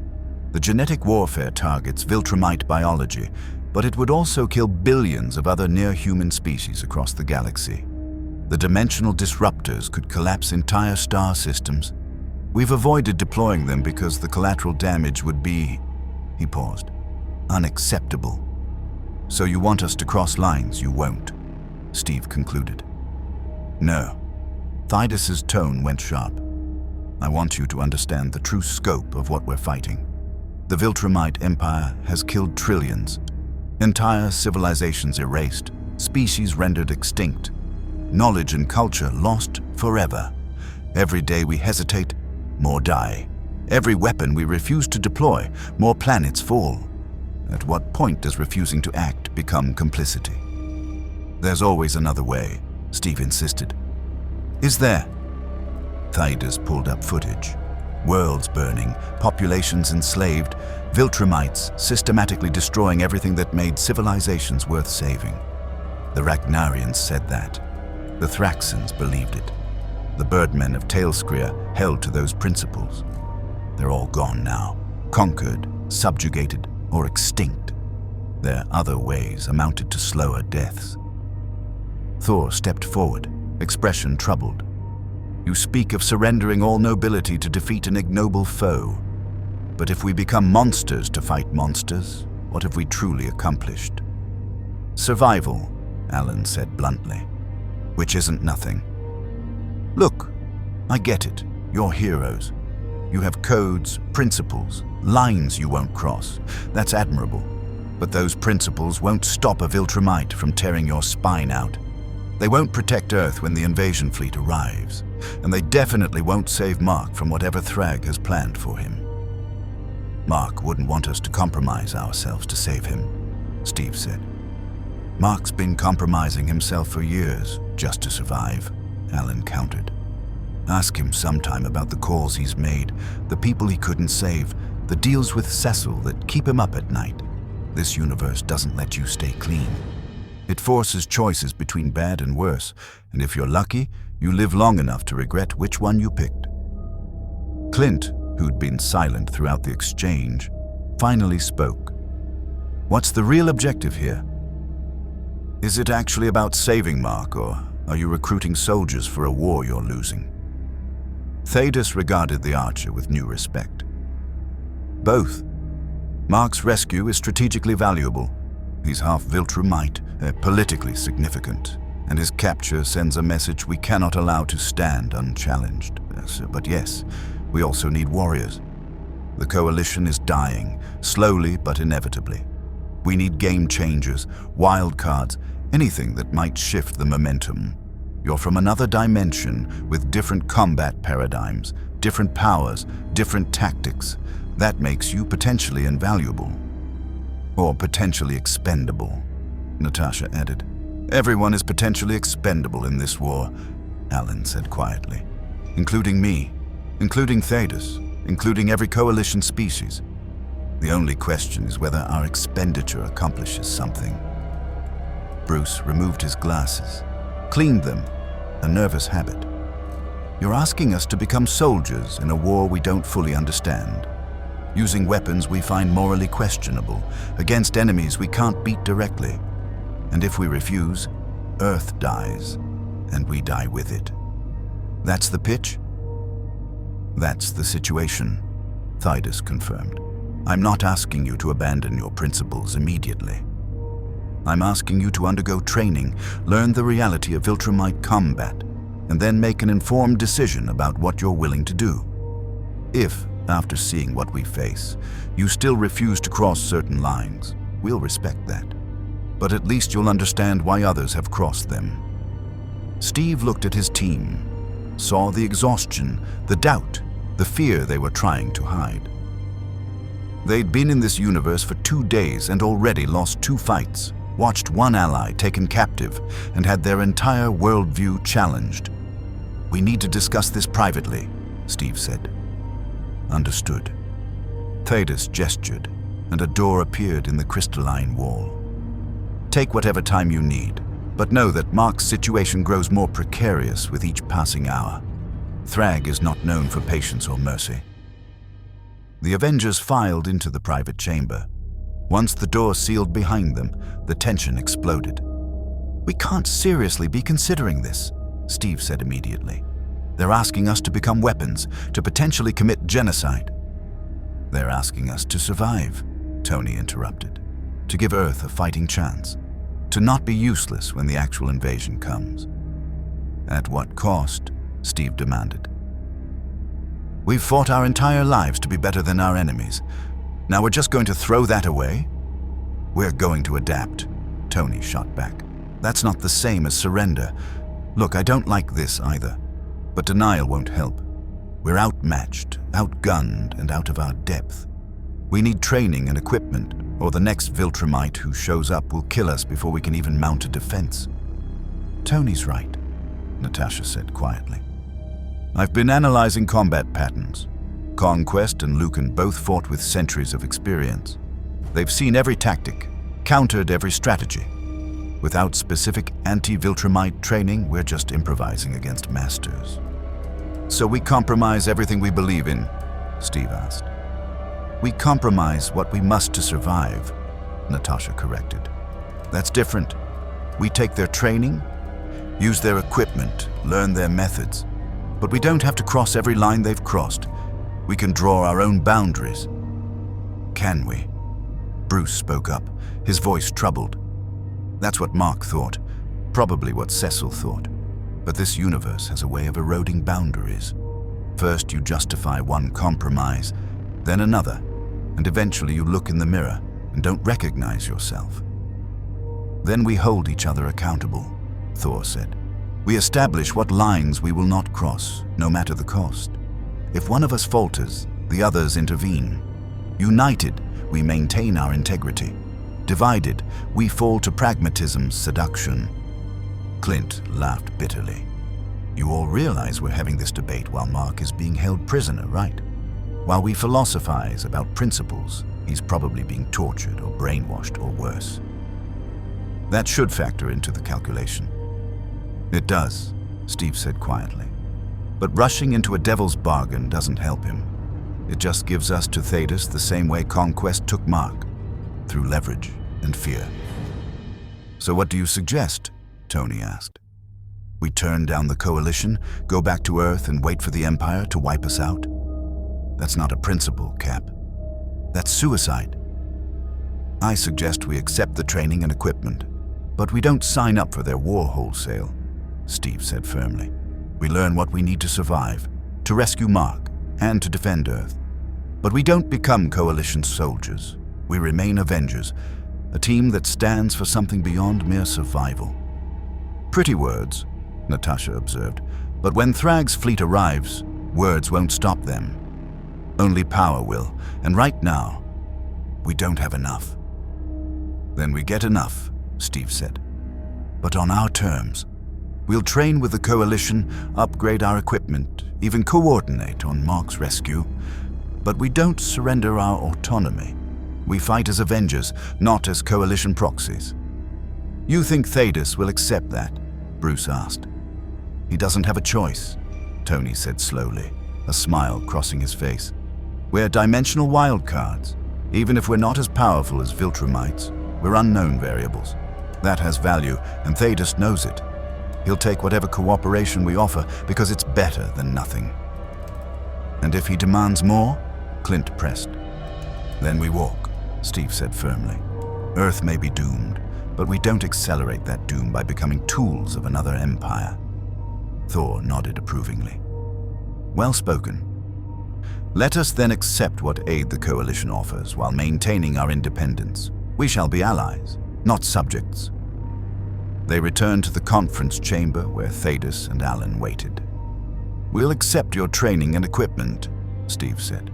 We'll coordinate on rescuing Mark, but we're not joining your war wholesale. We fight as Avengers. We make our own decisions about which weapons to use and which lines to cross.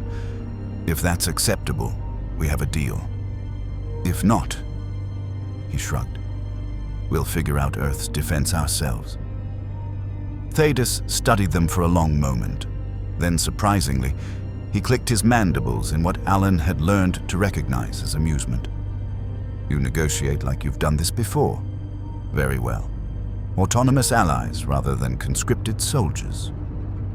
The coalition accepts these terms. He extended a mantis-like appendage. Welcome to the war, Avengers. I hope your principles survive what comes next. Steve shook the offered appendage, knowing they'd just made a deal that would test everything they believed in, and wondering if, in 6 months, they'd recognize themselves in the mirror. 3 weeks of coalition training changed everything. The facility orbited a dead star in neutral space, far from Viltrumite territory, but close enough to contested zones that they could practice with real threats. The training was brutal, comprehensive, and designed by beings who'd been fighting Viltrumites for decades. But it was also revealing cracks in the Avengers' unity. Tony stood in the armory, examining the coalition tech being integrated into his armor. The improvements were staggering. Graviton emitters, molecular cohesion fields, energy systems that made his arc reactor look like a toy. But each upgrade came with documentation that showed exactly what these weapons could do, how many they'd killed, how many civilizations they'd helped destroy. Second thoughts? Alan appeared beside him, watching the integration process. Constant thoughts, Tony corrected. This disruptor here, he pointed at a wrist-mounted device. The specs say it can destabilize Viltrumite cellular cohesion. That's a nice way of saying it makes them explode from the inside out. It does, Alan confirmed. We've used it 17 times against Viltrumite warriors. Success rate of about 40%. They're tough enough that even cellular disruption doesn't always work. But when it does work, he pulled up footage. A Viltrumite warrior, mid-flight, suddenly convulsing as their body tore itself apart at the molecular level. It's effective. Tony watched the footage, his expression unreadable. And the other 60% of the time, it just pisses them off and they kill whoever fired it. Alan shrugged. War isn't about guarantees. It's about probabilities and acceptable losses. I'm an engineer, Tony said quietly. I build things, I solve problems, but every solution I'm being offered here is just more death. More efficient death, better targeted death, but still death. Welcome to war against Viltrumites. Alan's tone wasn't unsympathetic. You want to know the real joke? The Viltrumite Empire started as heroes. Millennia ago, they were explorers, uplifters, helping primitive species reach the stars. Then they decided that helping wasn't efficient enough. Faster to just conquer, impose Viltrumite culture, eliminate resistance. They've been perfecting that efficiency for thousands of years. And we're supposed to beat them by becoming just as efficient at killing? Tony asked. You're supposed to beat them by being smarter, Alan corrected. By using tech they haven't encountered, tactics they haven't countered, and leveraging your diversity as a strength. That's why Thanos wants you. Not because you're stronger, you're not, but because you think differently. Tony looked at the disruptor again, made a decision. I'll take the tech, but I'm modifying it.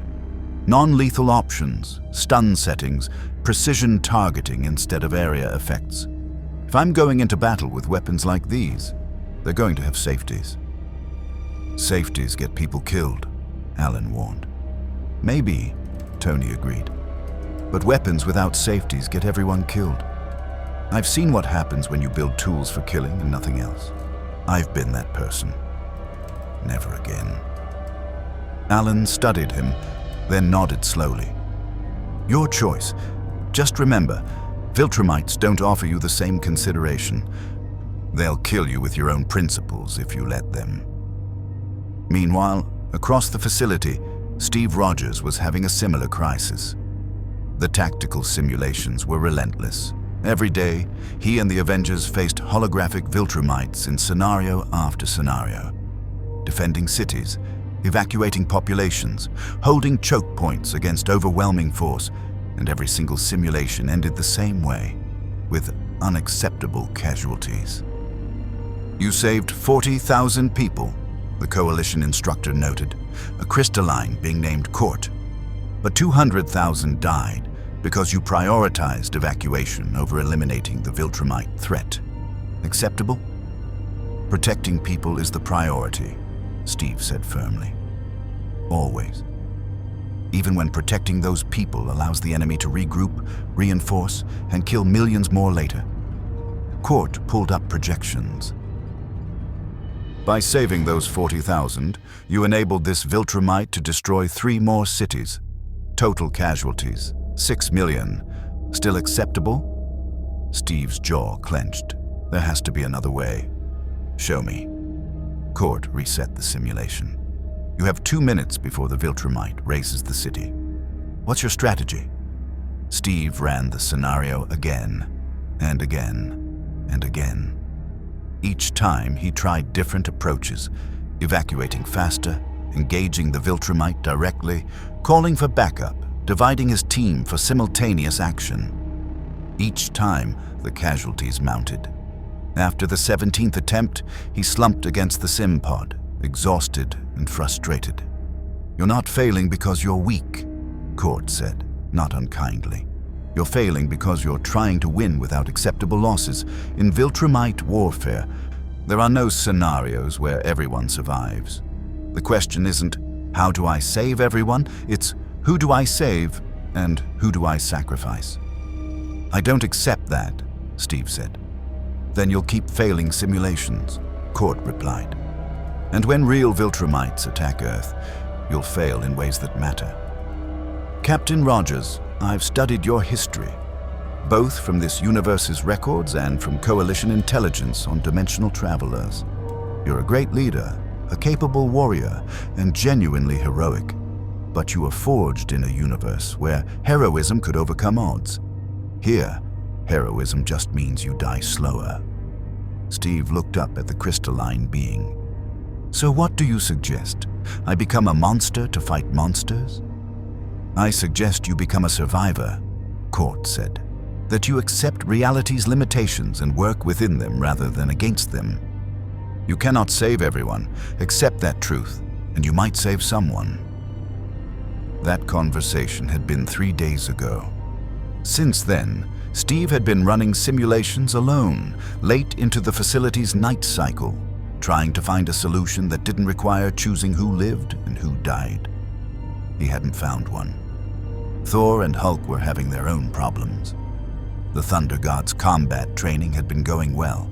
His power level and combat experience translated relatively effectively to anti-Viltrumite tactics. But the cultural briefings had shaken him. Asgard has conquered realms, Thor admitted to Bruce during a rare break. In my youth, I celebrated those conquests. Believed them righteous, necessary, the burden of the strong to guide the weak. I was wrong. I learned that through humility and exile. But these Viltrumites, he gestured at intelligence reports. They are what I would have become had I not changed. Supremacists who believe might makes right, who see other species as inferior, who conquer because they can. You're not them, Bruce said gently. Am I not? Thor's expression was troubled. The difference between me and a Viltrumite is that I learned compassion, but the capacity for their evil exists within me. I feel it when I fight, when I'm tested. The temptation to simply dominate, to prove superiority through force. That's why this war troubles me. I fear not just the enemy, but what fighting them might reawaken in me. Bruce understood that fear intimately. The Hulk had been growing stronger, more aggressive, harder to control since arriving in this universe. Every fight, every threat, every moment of danger pushed the Gamma Giant closer to something primal and unstoppable. During training, Bruce had felt the Hulk's thoughts more clearly than ever before, and those thoughts were terrifying in their simplicity. Smash Viltrumites. Prove Hulk strongest. Break them all. The Hulk wants to win, Bruce told their team psychologist, a floating telepathic entity that analyzed their mental states. Not to protect people, not to defend Earth. To win. To prove he's the strongest thing in this or any universe. And that scares me. Because if he gets what he wants, if he becomes powerful enough to match Viltrumites, what's to stop him from becoming just like them? Nothing, the psychologist replied bluntly. Your alter ego is already trending toward supremacist thinking. Viltrumite psychology is essentially institutionalized what you call Hulk rage. the belief that strength justifies dominance. If you cannot control that impulse, you'll either die fighting it or become it. The revelation had sent Bruce into a spiral of research, trying to find ways to limit the Hulk's influence while maintaining access to his power when needed. But every solution required compromises. Drugs that dulled his intellect, neural implants that suppressed emotions, conditioning that turned the Hulk into a weapon that could be aimed but never truly controlled. Natasha and Clint had adapted most successfully, perhaps because they'd never had the luxury of believing the universe was fair. "This is just S.H.I.E.L.D. with better tech and worse odds," Natasha observed during a training session. "We've always known that being a hero meant making impossible choices. This universe just makes those choices more explicit." "Speak for yourself," Clint muttered, adjusting his new coalition bow, a weapon that could fire arrows at supersonic speeds with pinpoint accuracy at ranges that defied physics. "I signed up to help people. Now I'm learning how to commit war crimes efficiently." "You're learning how to survive," Natasha corrected. "There's a difference." "Is there?"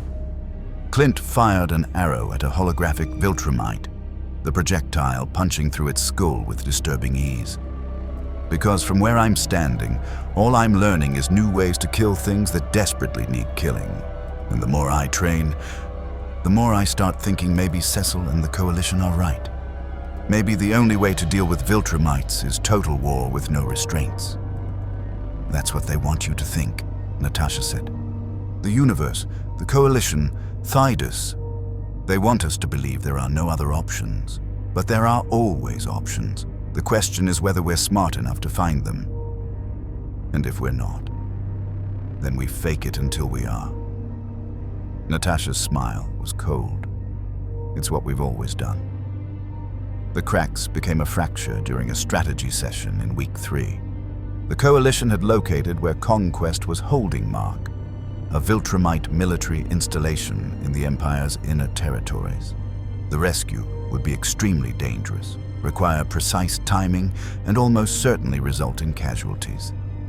"The optimal strategy," Thydus explained, pulling up tactical overlays, "is a three-pronged assault. Team Alpha, Thor, Hulk, and Coalition heavy assault units draws Viltrumite defenders away from the facility. Team Beta, Iron Man, Black Widow, Hawkeyes infiltrates and extracts Mark. Team Charlie, Captain America, and Coalition support establishes an extraction corridor." "What are the casualty estimates?" Steve asked immediately. Thydus paused. "Significant." "Define significant." 70% probability that Team Alpha sustains fatal casualties, 40% for Team Beta, 20% for Team Charlie. Overall mission success probability, 63%. The room went silent. "You're asking us to send our people on a suicide mission," Steve said flatly. "I'm asking you to make the same calculation we make every day," Thydus replied. "Is Mark Grayson's life, and the strategic value his rescue represents, worth the probable cost? The Coalition believes yes. The question is whether you agree." Tony stood. "I have an alternative plan. Let me see the facility's schematics again." For the next hour, Tony presented a modified strategy using Coalition stealth tech, precise timing, and advanced electronic warfare to minimize direct engagement. His plan was elegant, complex, and had an estimated casualty rate below 10%. It also required using Coalition weapons systems that were functionally war crimes, dimensional disruptors that could collapse sections of the facility, killing everyone inside indiscriminately. "Absolutely not," Steve said immediately. "We're not murdering thousands of people to save one." "They're not people, they're Viltrumites," Tony shot back. "And those people have killed trillions. This is a military installation full of warriors who would glass Earth without hesitation. When did we start extending them more consideration than they've ever shown anyone?" "When we decided to be better than them," Steve said firmly. "Better and dead," Tony's voice rose. "You want to run Thaddeus's plan? Fine, But don't pretend it's more moral. His plan just has us doing the dying instead of them. Same result, lots of casualties. But at least mine limits the damage to the actual enemy. The enemy you're killing with weapons designed for genocide, Steve countered. Tony, I've seen this road. We walk it far enough and we become Hydra. We become exactly what we've spent our lives fighting. No, we become survivors who rescued our friend, Tony said coldly. You want to maintain moral purity? Great, but Mark's the one paying for your principles while Conquest tears him apart. Thor stood, placing himself between them. Enough. We should not fracture whilst our brother needs us. Both strategies have merit and cost. We must find compromise. There is no compromise, Steve said. Either we do this right, or we don't do it at all. Then we don't do it. Tony's voice was incredulous. We just leave Mark to die. I didn't say that. You might as well have. Tony gestured at the schematics. Every hour we debate principles, Mark suffers. Every day we delay mounting a rescue. The Empire moves him deeper into their territory, makes extraction harder, maybe decides he's not worth keeping alive. But sure, let's prioritize feeling good about our methods over actually saving him. This isn't about feeling good, Steve said, voice dangerous. This is about being who we say we are. The moment we start justifying atrocities because the ends justify the means, we've lost. We're not Avengers anymore. We're just another group of killers with better PR. We're survivors trying to save our friend in a universe that doesn't care about our moral qualms. Tony shot back. And if that makes me a killer with good PR, fine. I'd rather be that than a corpse with clean hands. Natasha raised a hand. Both of you, shut up. This isn't helping. They ignored her. You've changed, Steve said to Tony. This universe has been here 3 weeks and it's already compromised you. No, I've adapted, Tony corrected. Something you're apparently incapable of doing. You're so locked into your World War II morality that you can't see reality's changed. We're not fighting Hydra, Steve. We're fighting an empire that spent millennia perfecting conquest.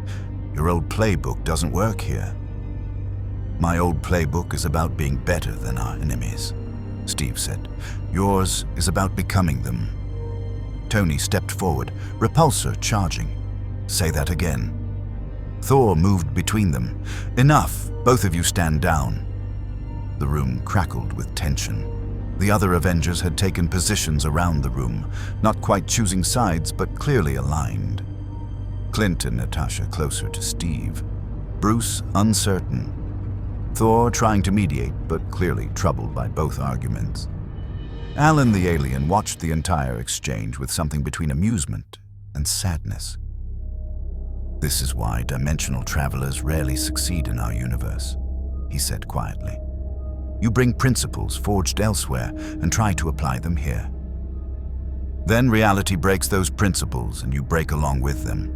The question isn't whether you'll compromise, it's how much you'll compromise before you stop recognizing yourselves.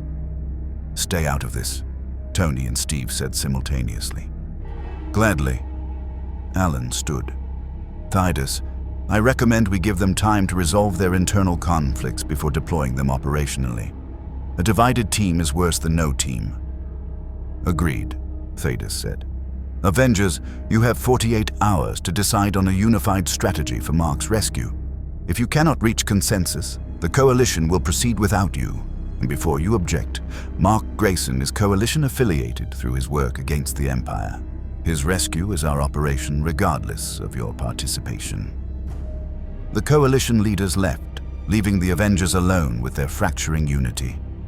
Steve looked at Tony, at his friend, his teammate, his brother-in-arms across 100 battles, and saw someone he barely recognized. When did it become wrong to believe in something? Steve asked quietly.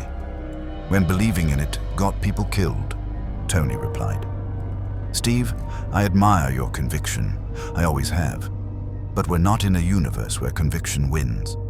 We're in a universe where power and pragmatism win, and everything else is just noise. Then maybe we shouldn't be trying to win, Steve said. Maybe we should be trying to be worth saving. Tony's laugh was bitter. Philosophy, major talking. We're not worth saving, Cap. None of us are. We're just the ones still standing after everything else got knocked down, and we stay standing by being smart, ruthless, and willing to do what needs doing. He walked out, armor segments following him. One by one, the Avengers dispersed, leaving Steve alone in the conference room with Mjolnir resting on the table. Thor had forgotten it in the chaos. Steve picked up the hammer, felt its weight, and wondered if he'd still be worthy of it after this universe was done with him.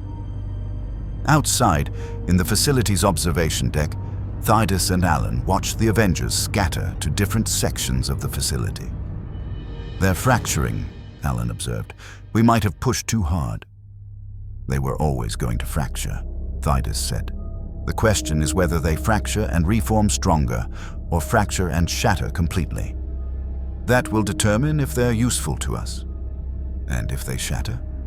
Then the dimensional refugees join the long list of failed variables in the war against Viltrum," Thaddeus said without emotion. "And we find another strategy. We always do." "What about Mark?"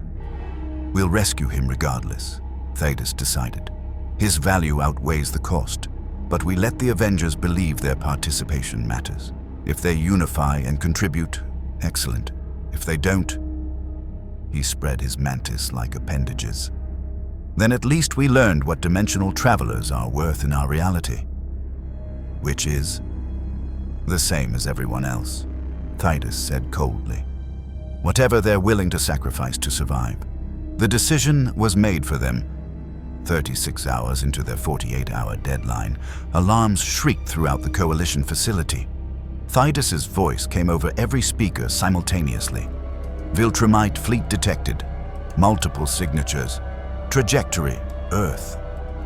The Avengers converged on the command center, their personal conflicts forgotten in the face of immediate crisis. The holographic display showed something that made Tony's blood run cold. Not 1 or 2 Viltrumites, but 20. A full assault force moving at faster than light speeds toward Earth. "ETA?" Steve asked, instantly shifting into tactical mode. 4 hours to Earth's orbit," Alan reported, his usual casual demeanor replaced by grim professionalism. "This is it. The Empire's done probing. This is the invasion force." 20 Viltrumites. Bruce's voice was hollow. "We could barely handle one. Conquest's reconnaissance provided them with full intelligence on Earth's defenses," Thaddeus said, pulling up tactical data. "They know about the GDA's capabilities, the new Guardian's power levels, and..." He looked at the Avengers. This force is specifically calculated to overwhelm all known resistance." "What about the Coalition?" Thor demanded. "Can you not bring your fleet to Earth's defense?" "We have ships en route," Thaddeus confirmed, "but they won't arrive in time. Earth will face the initial assault alone." However, he brought up new intelligence. "The Empire's commitment to Earth's invasion has created an opportunity. Viltrumite defensive positions throughout the sector are weakened, including the installation holding Mark Grayson." The implications hit immediately. "You want us to choose," Steve said quietly. "Defend Earth or rescue Mark." "I want you to make the same calculation I make every day," Thydus replied. "Where can you do the most good? 23 Coalition agents can attempt Mark's rescue with 60% success probability. But without you, Earth's defenders face overwhelming odds. The GDA, the Guardians, Cecil's contingencies, all of it combined gives them approximately 15% survival probability. Your presence increases that to 37%. "Still terrible odds," Clint muttered, "but significantly better than without you." Thaddeus pressed. "So choose personal loyalty to one ally or strategic defense of billions. The decision that defines whether you're heroes or soldiers." The Avengers looked at each other. 3 weeks ago, the answer would have been obvious. But 3 weeks in this universe had taught them that obvious answers usually meant everyone died. Tony spoke first. "I can upgrade Earth's defense systems remotely while we mount the rescue.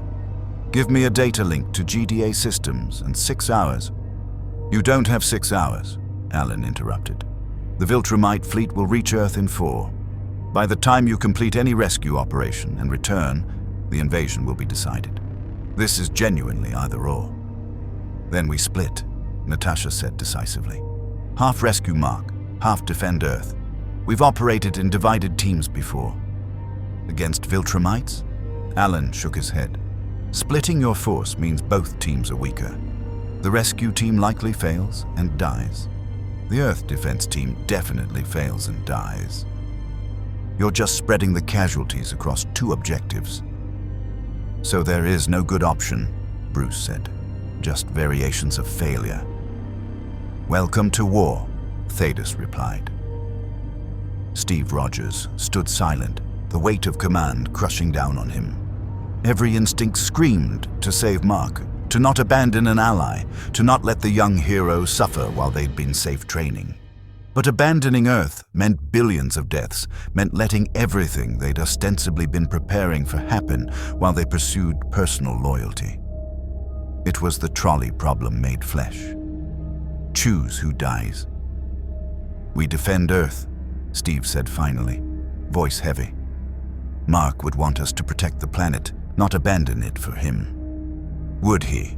Tony challenged. Because I seem to remember Mark surrendering himself to Conquest specifically to protect people. And we're going to repay that sacrifice by leaving him to torture and brainwashing. What would you have us do? Steve demanded. Let Earth burn for one person?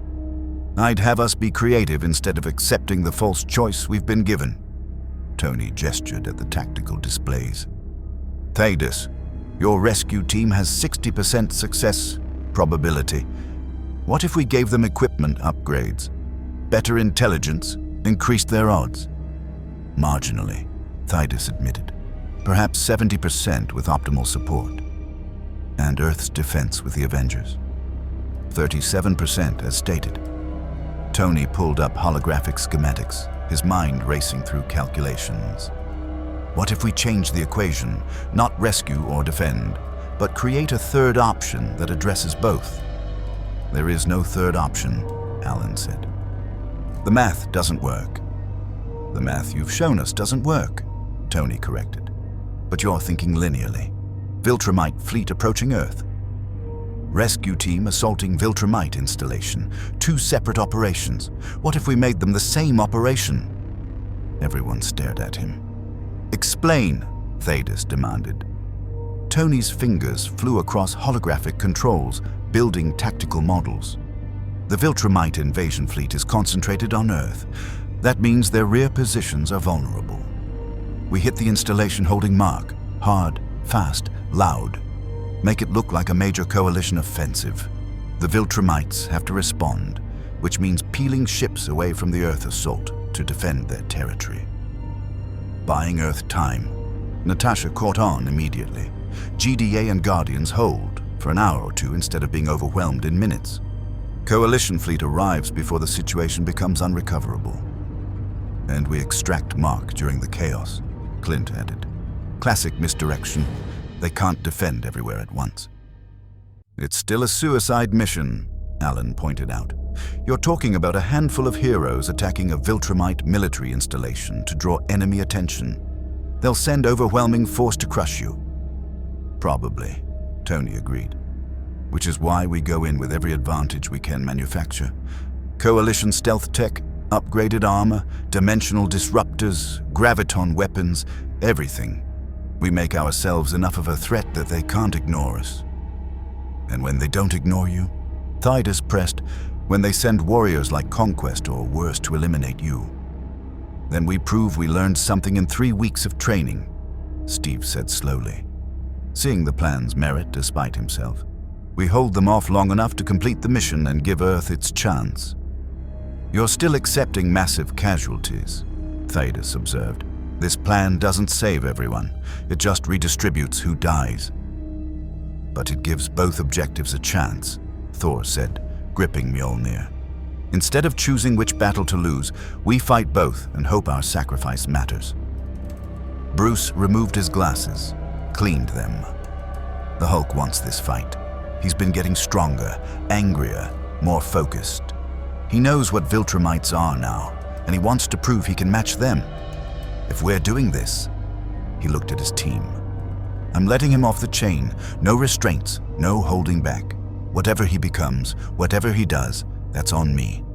But I won't watch us fail because I was too afraid of what he might turn into. The statement hung in the air. Bruce was offering to sacrifice his humanity, his control, everything that separated him from the monster, for one desperate chance. "Bruce," Steve started. "No," Bruce interrupted.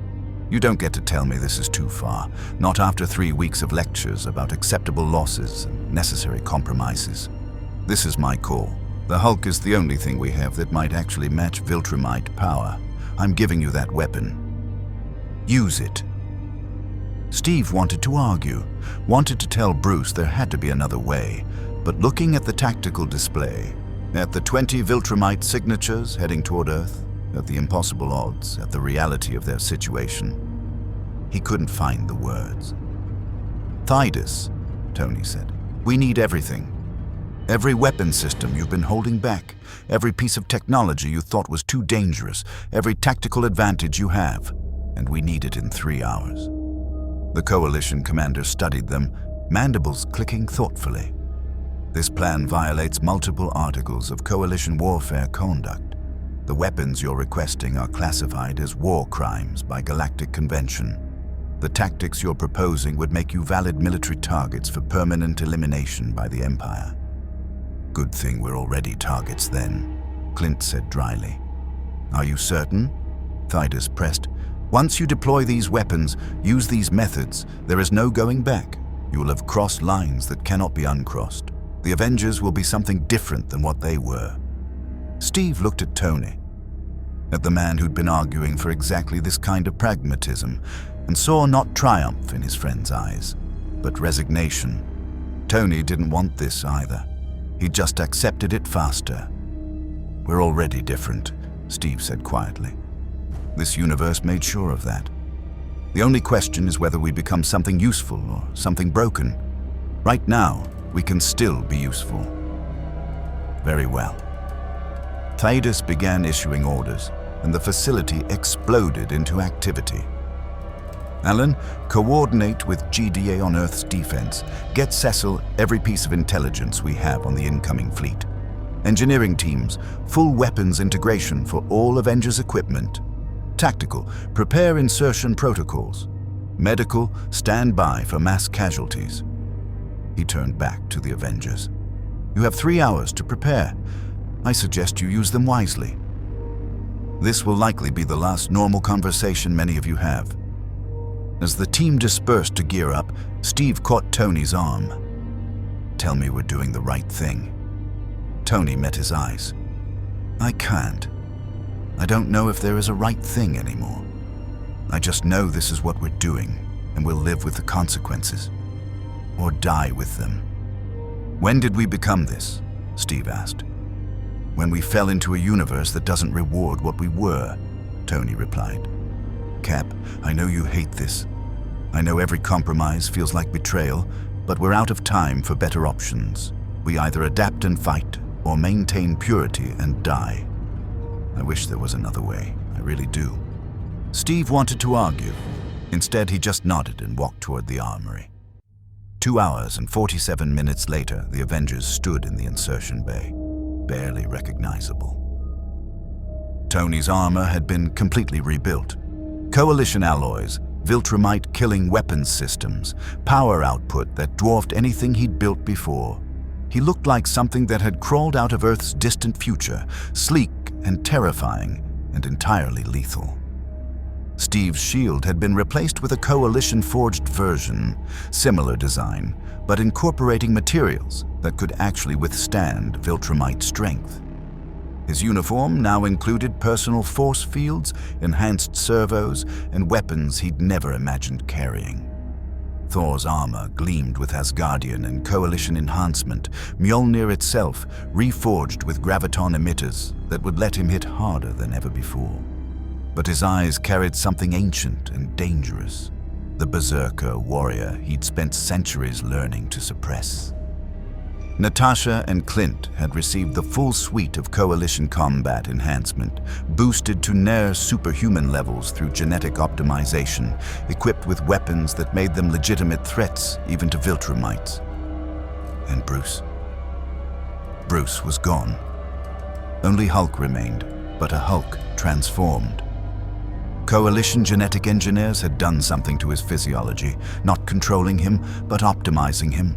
He was larger, denser, more focused, and his eyes showed an intelligence that regular Hulk lacked. The Gamma Giant and the Scientist had achieved something neither thought possible: integration. Not Banner in control, not Hulk raging, something new, something balanced, something terrifying.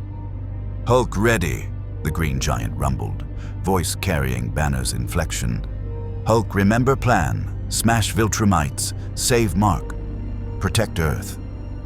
"Team comms check," Steve ordered, and one by one they confirmed connectivity. Coalition technology linked them across space. They'd be able to coordinate between the rescue team and Earth's defenders in real time. "GDA reports Viltrumite fleet 30 minutes out." Alan's voice came through.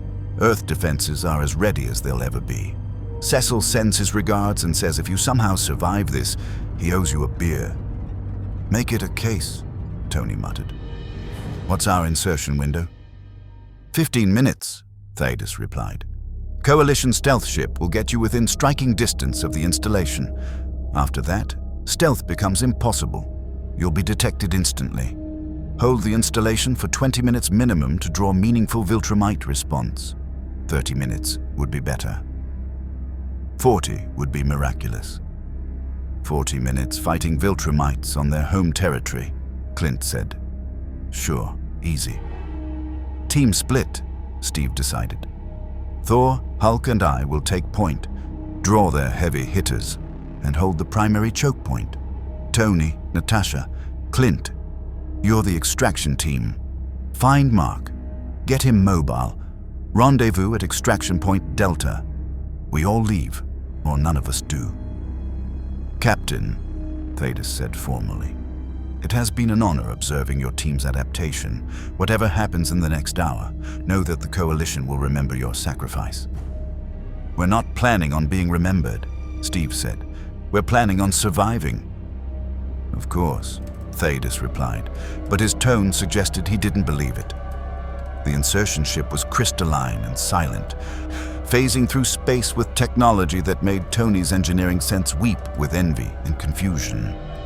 Through the viewports, they watched stars streak past at impossible speeds, reality itself bending around their vessel. And ahead, growing larger, the Viltrumite installation, a massive structure orbiting a dead world, bristling with defensive platforms, ships moving in patrol patterns, and power signatures that registered as dozens of warriors. "Hulk see bad guys," the Green Giant growled. "Many bad guys." "Too many," Natasha observed. "Thaddeus, your intelligence said this place was lightly defended." "It was." Alan's voice came through, troubled. "They've reinforced it, significantly. You're looking at 50+ Viltrumites instead of the projected 15. They knew we were coming," Tony said flatly. "This is a trap." "Confirmed," Thaddeus said grimly. "I'm reading Conquest's energy signature in the installation, and..." He paused. "Thragg, the Grand Regent himself is present." The name hit like a physical blow.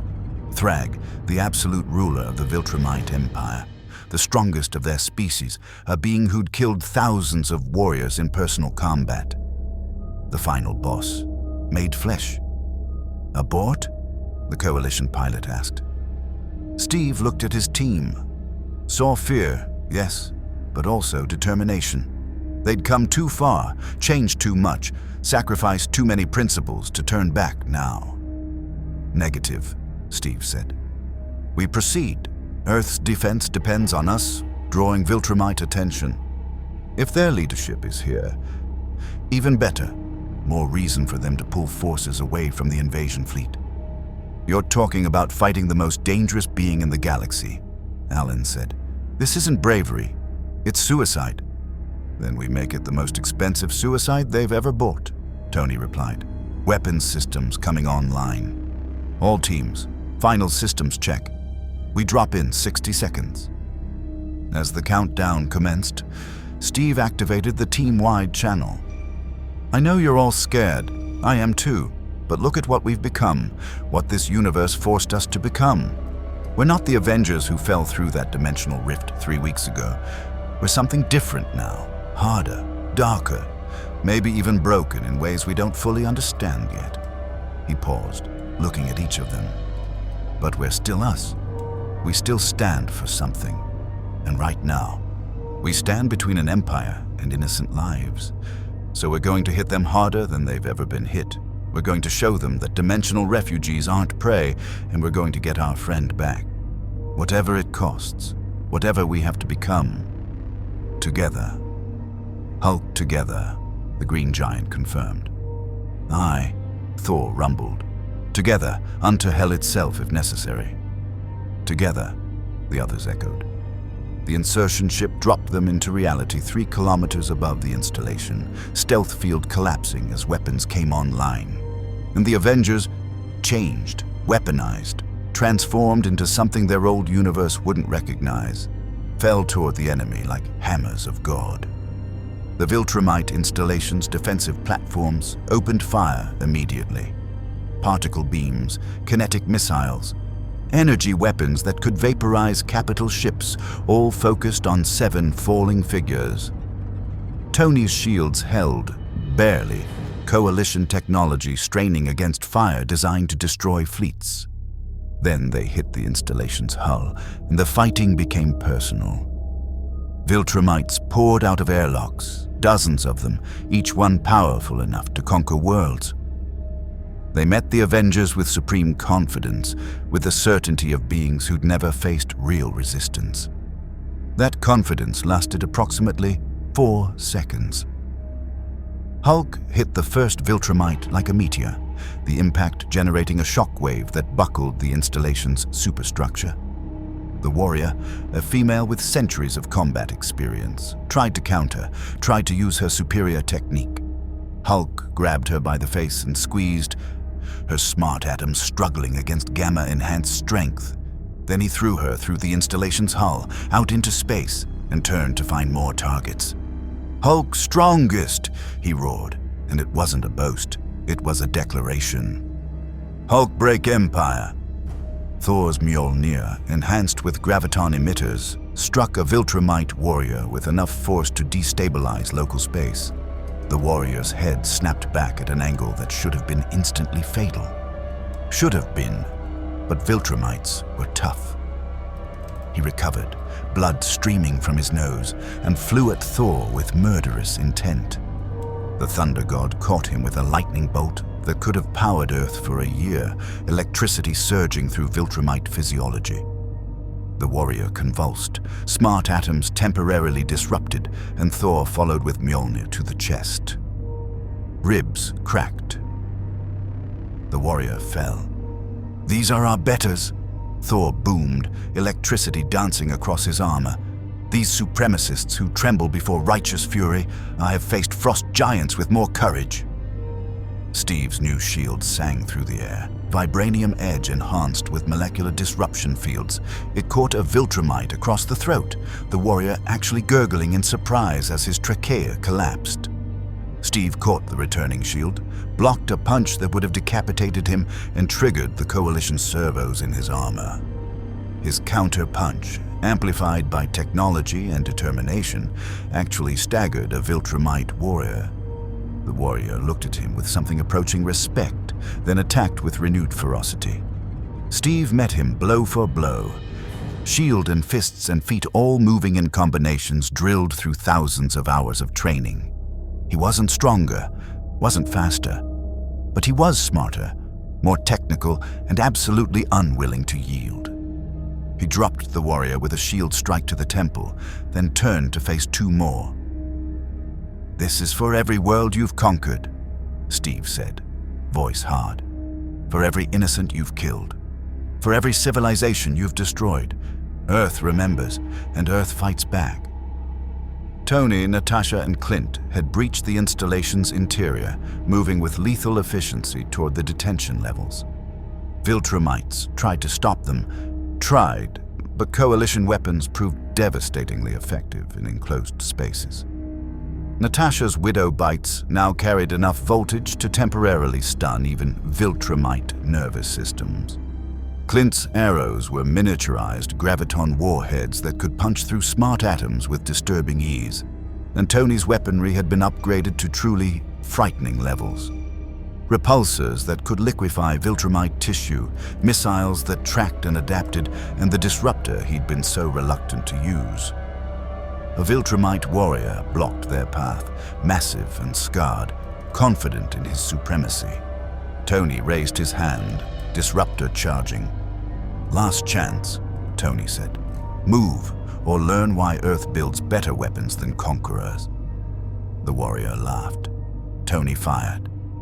The disruptor hit the Viltrumite center mass, and for a moment, nothing happened.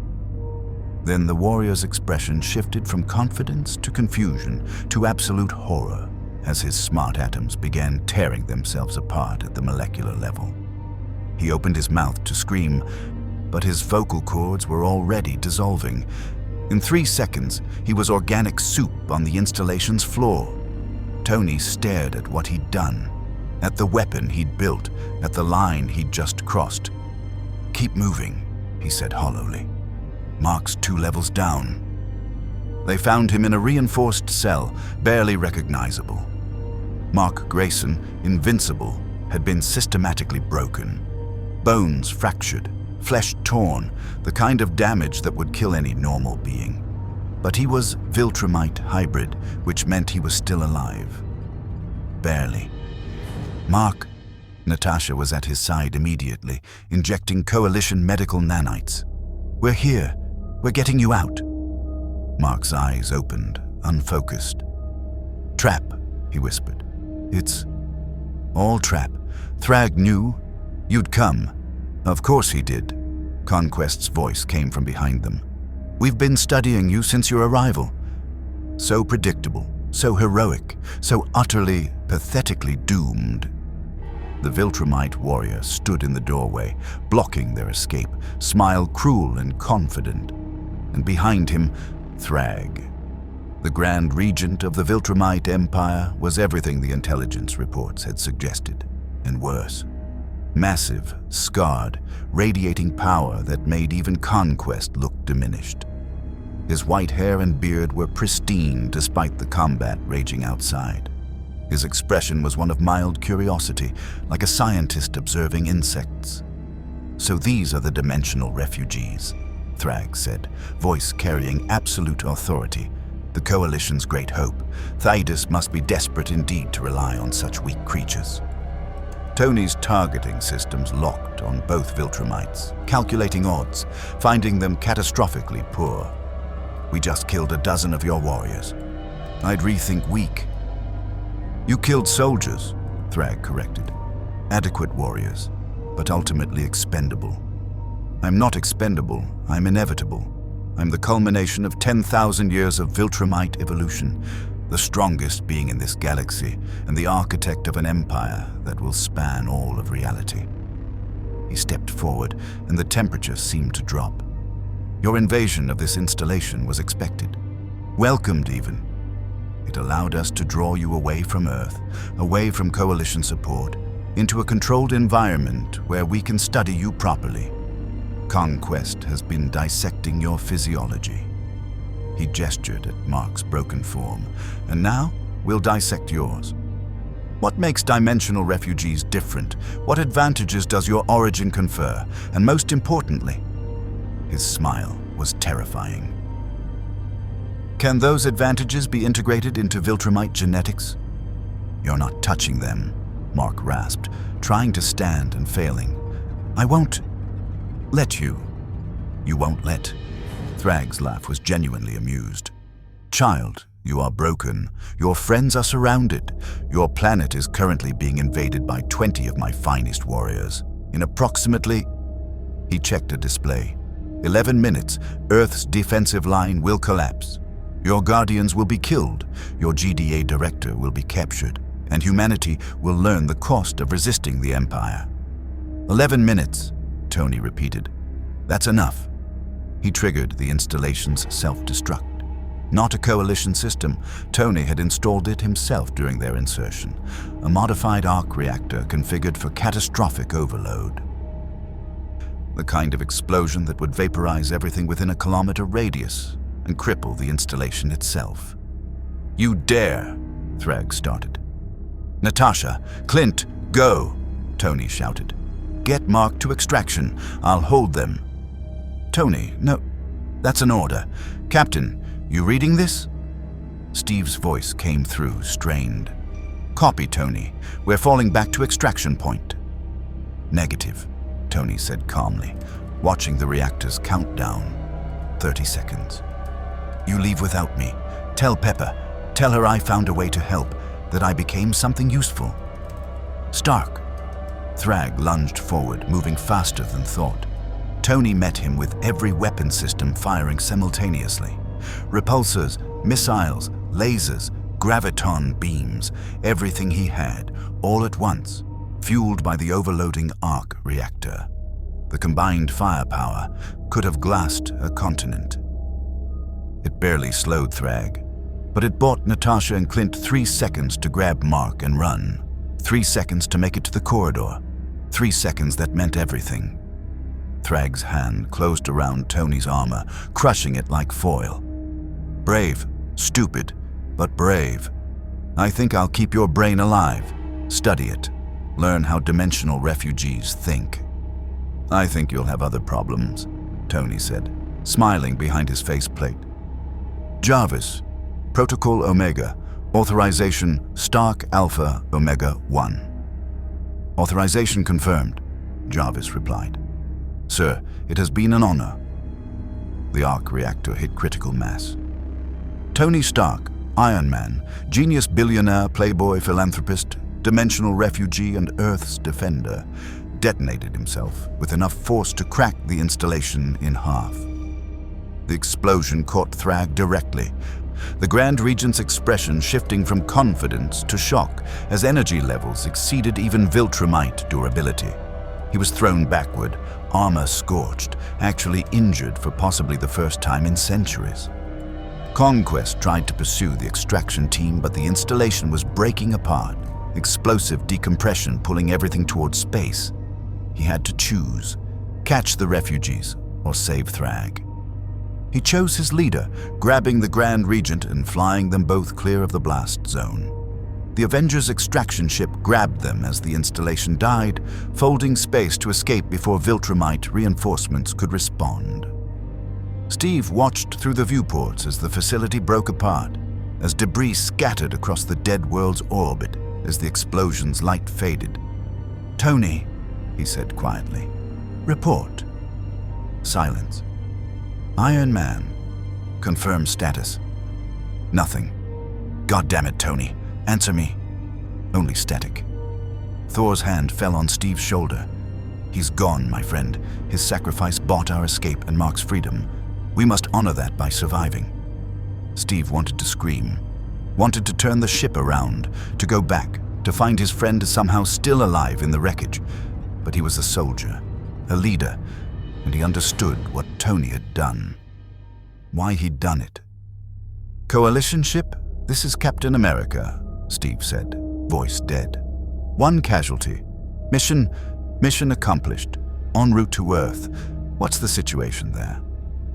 Thydis's voice came through, and for once, the Coalition commander sounded shaken.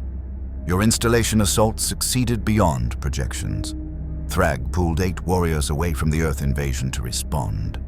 Combined with GDA defenses and your team's absence buying time, Earth's defensive line held. Barely. Coalition fleet arrived 4 minutes ago. The Viltrumites are retreating. Casualties? Steve asked. Significant. 30% of GDA forces. 1 Guardian killed, 2 critically injured. Civilian deaths estimated in the tens of thousands, but... Thydis paused. Earth survives. Humanity endures. Because of your actions. Because of Stark's sacrifice. Steve closed his eyes. 30,000 dead, countless injured. Tony gone, and they were calling it a victory. Captain, Alan's voice was gentle. You did what no one else could. You stood against the Viltrumite Empire and won. That's remarkable. We didn't win, Steve said hollowly. We just didn't lose as badly as we could have. In this universe, Alan replied. That's the same thing. The extraction ship dropped them on Earth 6 hours later. The sun was rising over New York, or what remained of it. Sections of Manhattan were rubble. Buildings burned. Emergency response teams worked frantically to save survivors. But humanity endured, battered and broken, but still standing. Cecil Stedman met them at the landing site, eye patch as inscrutable as ever. He looked at the Avengers, at Steve holding his dented shield, at Thor covered in Viltrumite blood, at Hulk slowly reverting to Bruce, at Natasha and Clint supporting Mark's broken form, and nodded slowly. You did it, Cecil said. Against impossible odds, you actually did it. Earth survives because you were willing to do what needed doing. Tony Stark is dead, Steve said flatly. I know. Cecil's expression softened fractionally. His sacrifice will be remembered, but Captain Rogers, you need to understand what you've accomplished. For the first time in Coalition history, someone hurt Thragg, injured the Grand Regent himself, proved that Viltrumites can be beaten. That's bigger than one man, even a man as valuable as Stark. Don't, Steve warned. Don't you dare turn his death into propaganda. I'm not turning it into anything, Cecil replied. I'm stating facts. Stark's sacrifice matters. Your team's actions matter. You've given Earth something it hasn't had in years. Hope, the belief that we can actually survive this. At what cost? Steve asked. We used weapons designed for genocide. We killed indiscriminately. We became exactly what we said we wouldn't become. And Tony died because we couldn't find a better way. There was no better way, Cecil said firmly. That's the reality you keep refusing to accept. This universe doesn't offer better ways. It offers survival or extinction. You chose survival. That's not something to be ashamed of. Isn't it? Bruce spoke up, his voice exhausted. I let the Hulk become something terrifying. Thor accessed parts of himself he'd spent centuries suppressing. Steve used weapons that violate everything he believes in.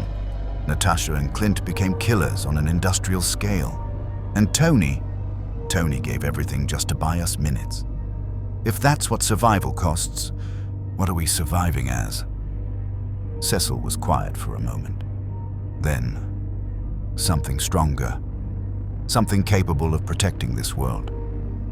The Avengers who fell into this universe 3 weeks ago couldn't have done what you just did. They would have died, and Earth with them. The Avengers standing before me saved billions of lives.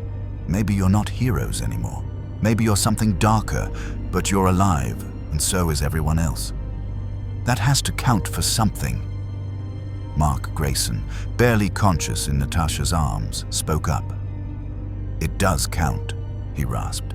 It counts for everything. Thank you for not leaving me, for doing what I couldn't. You would have done the same, Steve said. I did do the same, Mark replied. I gave myself to Conquest, to save people.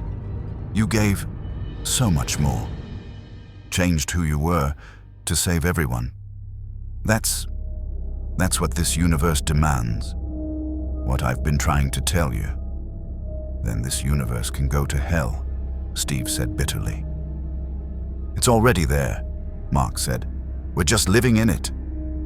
The Avengers stood in the ruins of New York, victorious and broken, having saved the world by becoming things they'd sworn never to be. And somewhere in space, Thragg stood on the bridge of his flagship, nursing injuries that would heal in hours but would be remembered forever.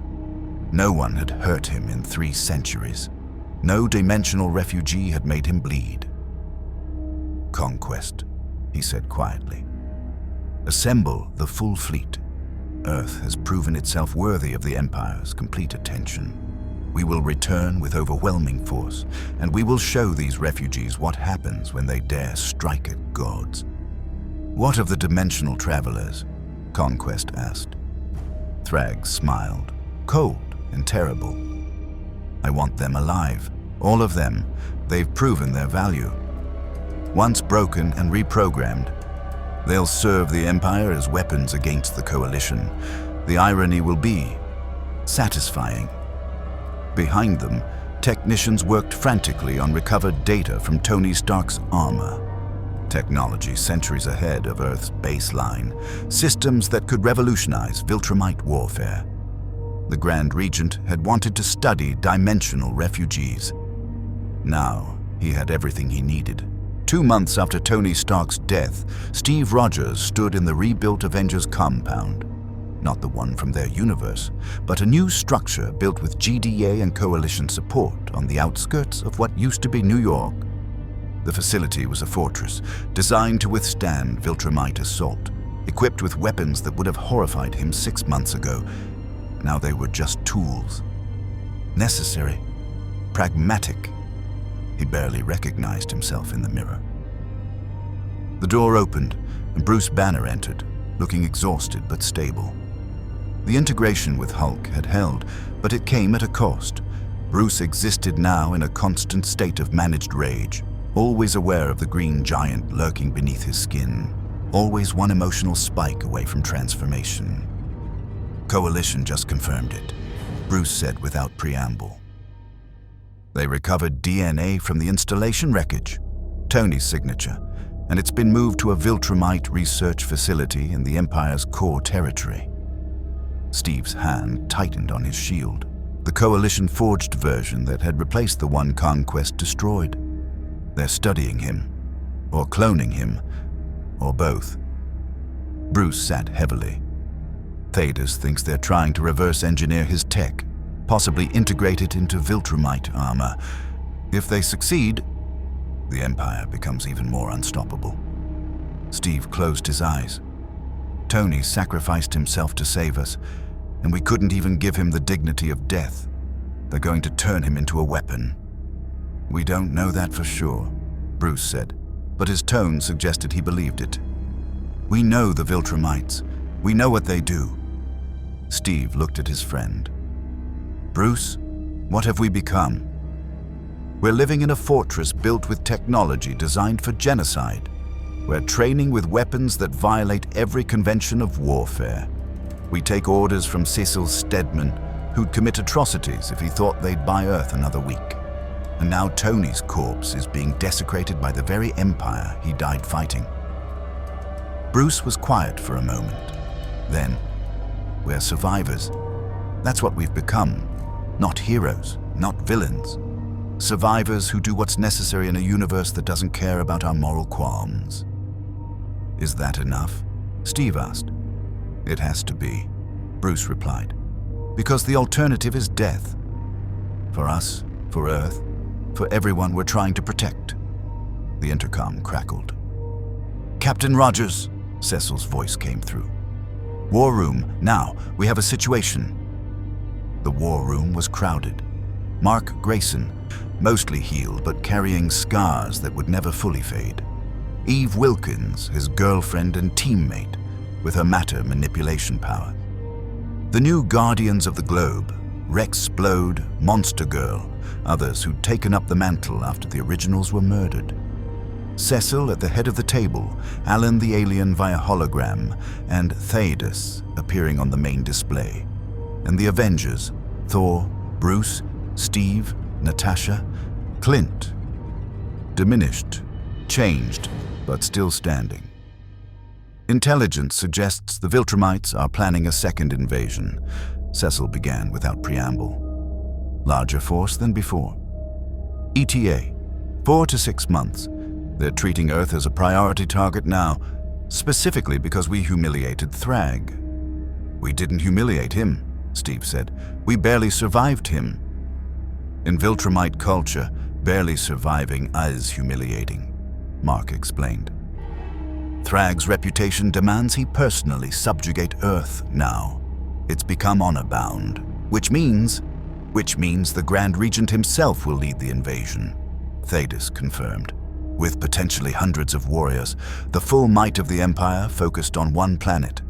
Earth's survival probability under these conditions is non-existent, Cecil finished, unless we're willing to deploy desperate measures. Define desperate, Natasha said, though her tone suggested she already knew. Cecil pulled up schematics. The Coalition has been developing a weapon, a genetic virus that targets Viltrumite DNA specifically. Deployment would eliminate every Viltrumite in the galaxy within weeks. It's been ready for 2 years, but never used because collateral damage. Bruce finished studying the data. This virus doesn't just target Viltrumites. It affects anyone with similar genetic markers. That's billions of beings across hundreds of species. Billions who would die to save trillions, Cecil said. It's a trolley problem on a galactic scale. Pull the lever, genocide one group to save everyone else. Don't pull it, watch the Viltrumites continue conquering forever. What's your choice? There has to be another way, Steve insisted. There isn't, Thanos said firmly. Captain Rogers, we've been fighting the Viltrumite Empire for decades. We've tried diplomacy, conventional warfare, technological advantage, strategic defense, everything. They adapt, they overcome, they win. This virus is the only solution that permanently ends the threat. At the cost of becoming exactly what we're fighting, Steve shot back. Exterminators. Genociders. What makes us better than them if we're willing to commit atrocities on that scale? Survival makes us better, Cecil said coldly. They're alive and conquering. We'd be alive and defending. That's the difference. That's not a difference. Steve stood, voice rising. That's rationalization. We don't have the right to make that choice for billions of innocent beings. And they don't have the right to conquer and enslave, Cecil countered. But they're doing it anyway. Reality doesn't care about rights, Captain. It cares about power. The Viltrumites have it. We don't. This virus equalizes that. Thor spoke up, thunder rumbling. I have warred across realms for centuries. I have seen empires rise and fall. And I tell you now, this weapon dishonors all who wield it. There is no glory in genocide, no valor in slaughter of innocents. We cannot use this. Then Earth dies, Cecil said simply, along with every other world in the Viltrumites' path. Your choice, be honorable and dead, or be survivors with blood on your hands. I've made my choice. The virus gets deployed unless someone offers a viable alternative. I have an alternative, Tony Stark's voice said. Everyone froze. The holographic display shifted, showing not Thanos, but Tony Stark, or something wearing his face.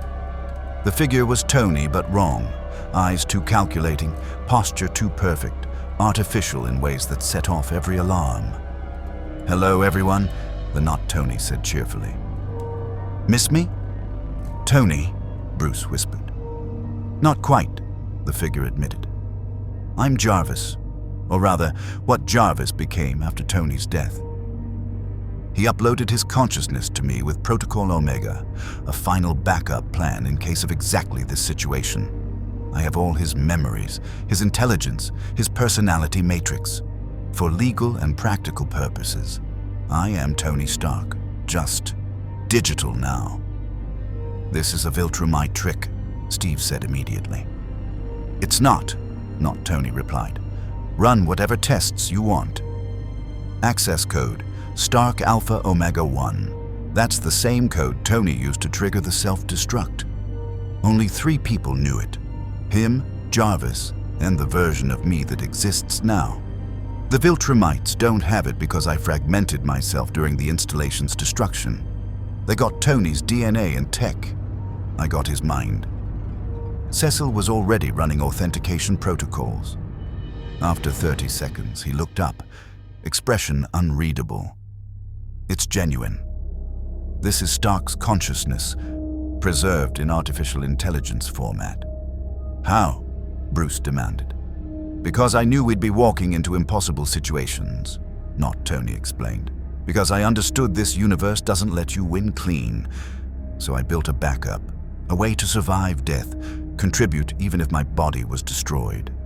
And now I'm here to tell you that the virus is unnecessary. I have a better solution. Speak, Thaddeus commanded. Dimensional technology, Not, Tony said. I've spent 2 months analyzing the rift that brought us here. I can recreate it, not to go home, that ship has sailed, but to open portals into other realities. Specifically, realities with their own superhero communities who might be very interested in helping Earth fight an interdimensional empire. The implications hit like a shock wave. You're talking about recruiting an army from across the multiverse, Natasha said slowly. I'm talking about evening the odds, Not, Tony corrected. The Viltrumites dominate this universe because they're individually superior to every species here. But what if we brought in heroes from universes where power scaling is different? What if we recruited people who could actually challenge Thragg one-on-one? That's insane, Alan said. The dimensional instability alone is manageable with proper technology. Not, Tony interrupted. Which I can build. Give me 3 months in coalition resources, and I can open stable portals to at least 5 alternate realities. We bring in reinforcements, train them in anti-Viltrumite tactics, and suddenly, Earth isn't a helpless target. We're the rallying point for a multiversal alliance. Or we do multiple realities by exposing them to Viltrumite conquest, Thaddeus countered. The Empire will eventually find other realities anyway. Not, Tony said. Dimensional breaches happen. Ours was just the first. But if we're proactive, if we organize defenses across multiple universes, we can stop them from expanding beyond this reality. We turn Earth from a target into a fortress. A coalition, not just of planets, but of realities. Steve studied the digital ghost of his friend. Tony, if that's really you, why?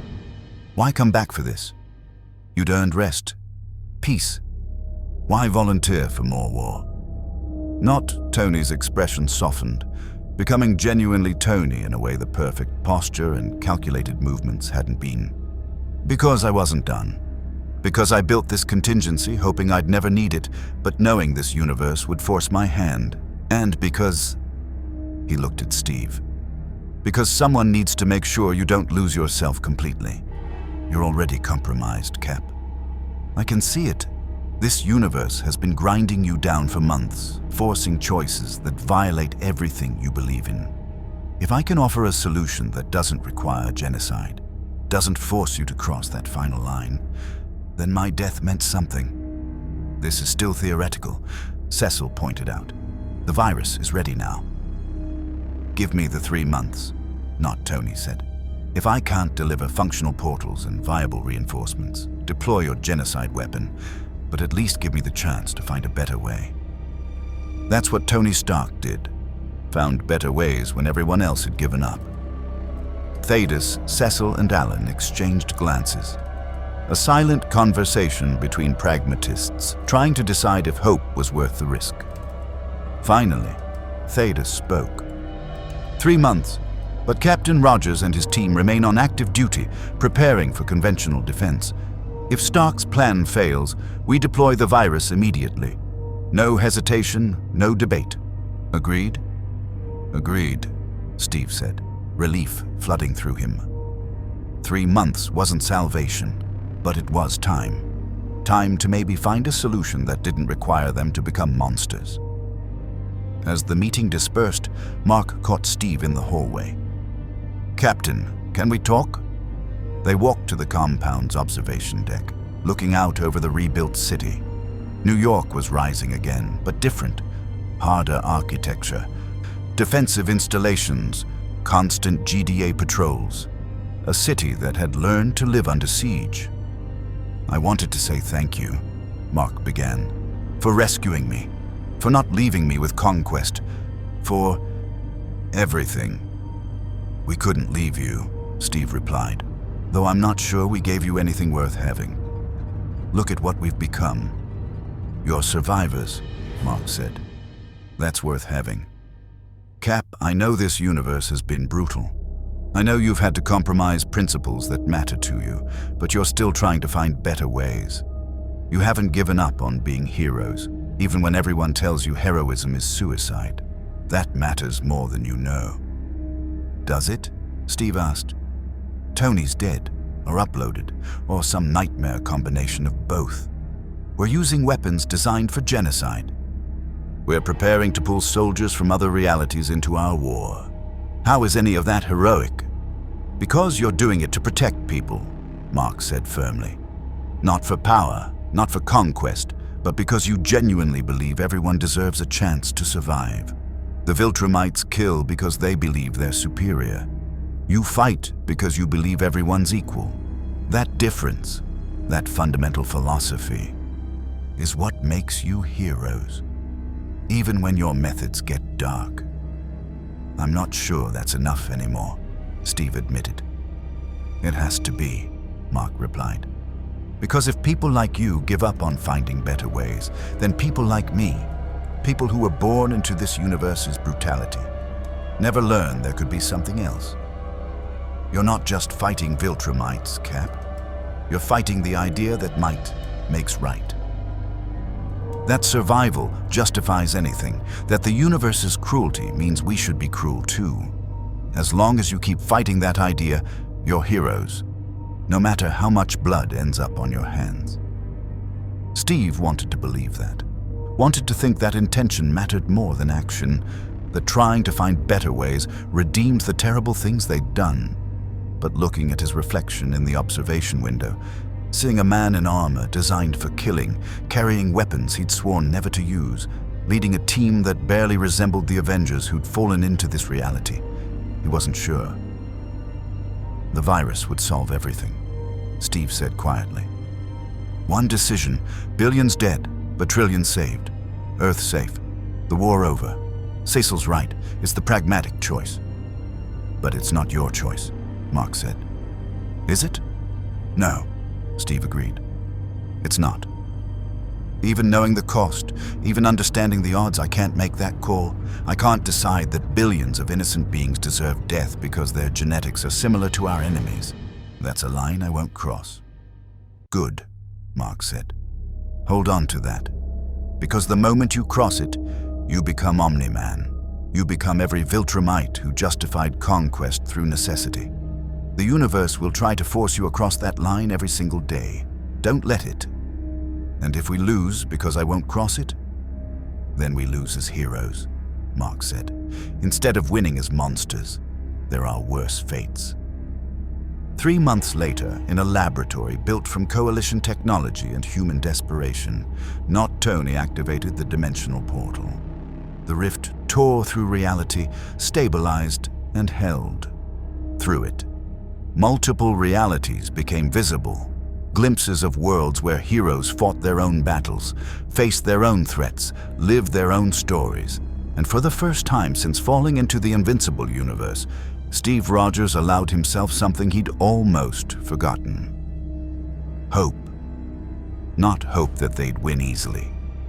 Not hope that the sacrifices would stop or that their hands would ever be clean again, but hope that there was still a way forward that didn't require them to become everything they'd fought against. Hope that being a hero still meant something, even in a universe designed to make heroes into corpses. The portal hummed with potential, and Steve Rogers, Captain America, leader of the Avengers, dimensional refugee and survivor, stepped toward it. "All right, Avengers," he said, the team assembling behind him. "We've got 3 months to build a multiverse coalition, to find heroes who can help us, to forge alliances across reality itself, to prove that Earth is worth defending, and maybe, just maybe, to show this universe that there's more than one way to survive." "What if we fail?" Clint asked. "Then we fail as Avengers," Steve replied. "Together, doing what's right instead of what's easy. Can you live with that?" One by one, they nodded. Thor's lightning crackled with approval. Hulk rumbled assent. Natasha and Clint checked their weapons. Mark Grayson, still recovering but refusing to sit out, joined them. Eve at his side. The new Guardians ready, and not Tony, existing as pure consciousness in coalition servers, coordinating the logistics of impossible hope. They'd become something different than the Avengers who'd fallen through a dimensional rift months ago, harder, darker, carrying compromises and blood they'd never wash away. But they were still trying, still believing that heroism meant something beyond mere survival. In this universe, that might be the most radical act of all. The Avengers had entered the Invincible universe as Earth's mightiest heroes, carrying principles forged in a reality where good could triumph and determination could overcome power. 6 months later, they stood as something else entirely, survivors who'd learned that this universe didn't reward heroism, it punished it. Warriors who'd crossed lines they'd sworn never to approach. Killers who used weapons designed for genocide, fought battles where victory meant choosing who dies rather than saving everyone. Tony Stark was dead, or transformed, existing now as digital consciousness, having sacrificed his humanity to continue contributing. Steve Rogers carried a shield built for war crimes and led operations that violated everything Captain America once represented. Thor had accessed the berserker rage he'd spent centuries suppressing. Bruce Banner had integrated with the Hulk in ways that left him perpetually balanced on the edge of transformation. Natasha and Clint had become industrial-scale killers, their body counts measured in hundreds. They were no longer the Avengers. They were something this universe demanded, pragmatic survivors willing to do terrible things in service of arguably worse goals, all while desperately clinging to the hope that intention mattered more than action. But they hadn't surrendered completely. The virus remained undeployed. The dimensional portals offered new possibilities, and somewhere in their augmented hearts, they still believed that being heroes meant something, even in a universe designed to prove them wrong. Earth survived, traumatized, and changed.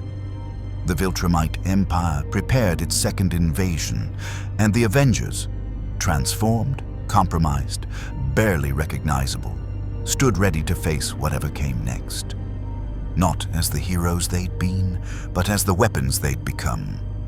In the Invincible universe, that would have to be enough. Thank you for watching.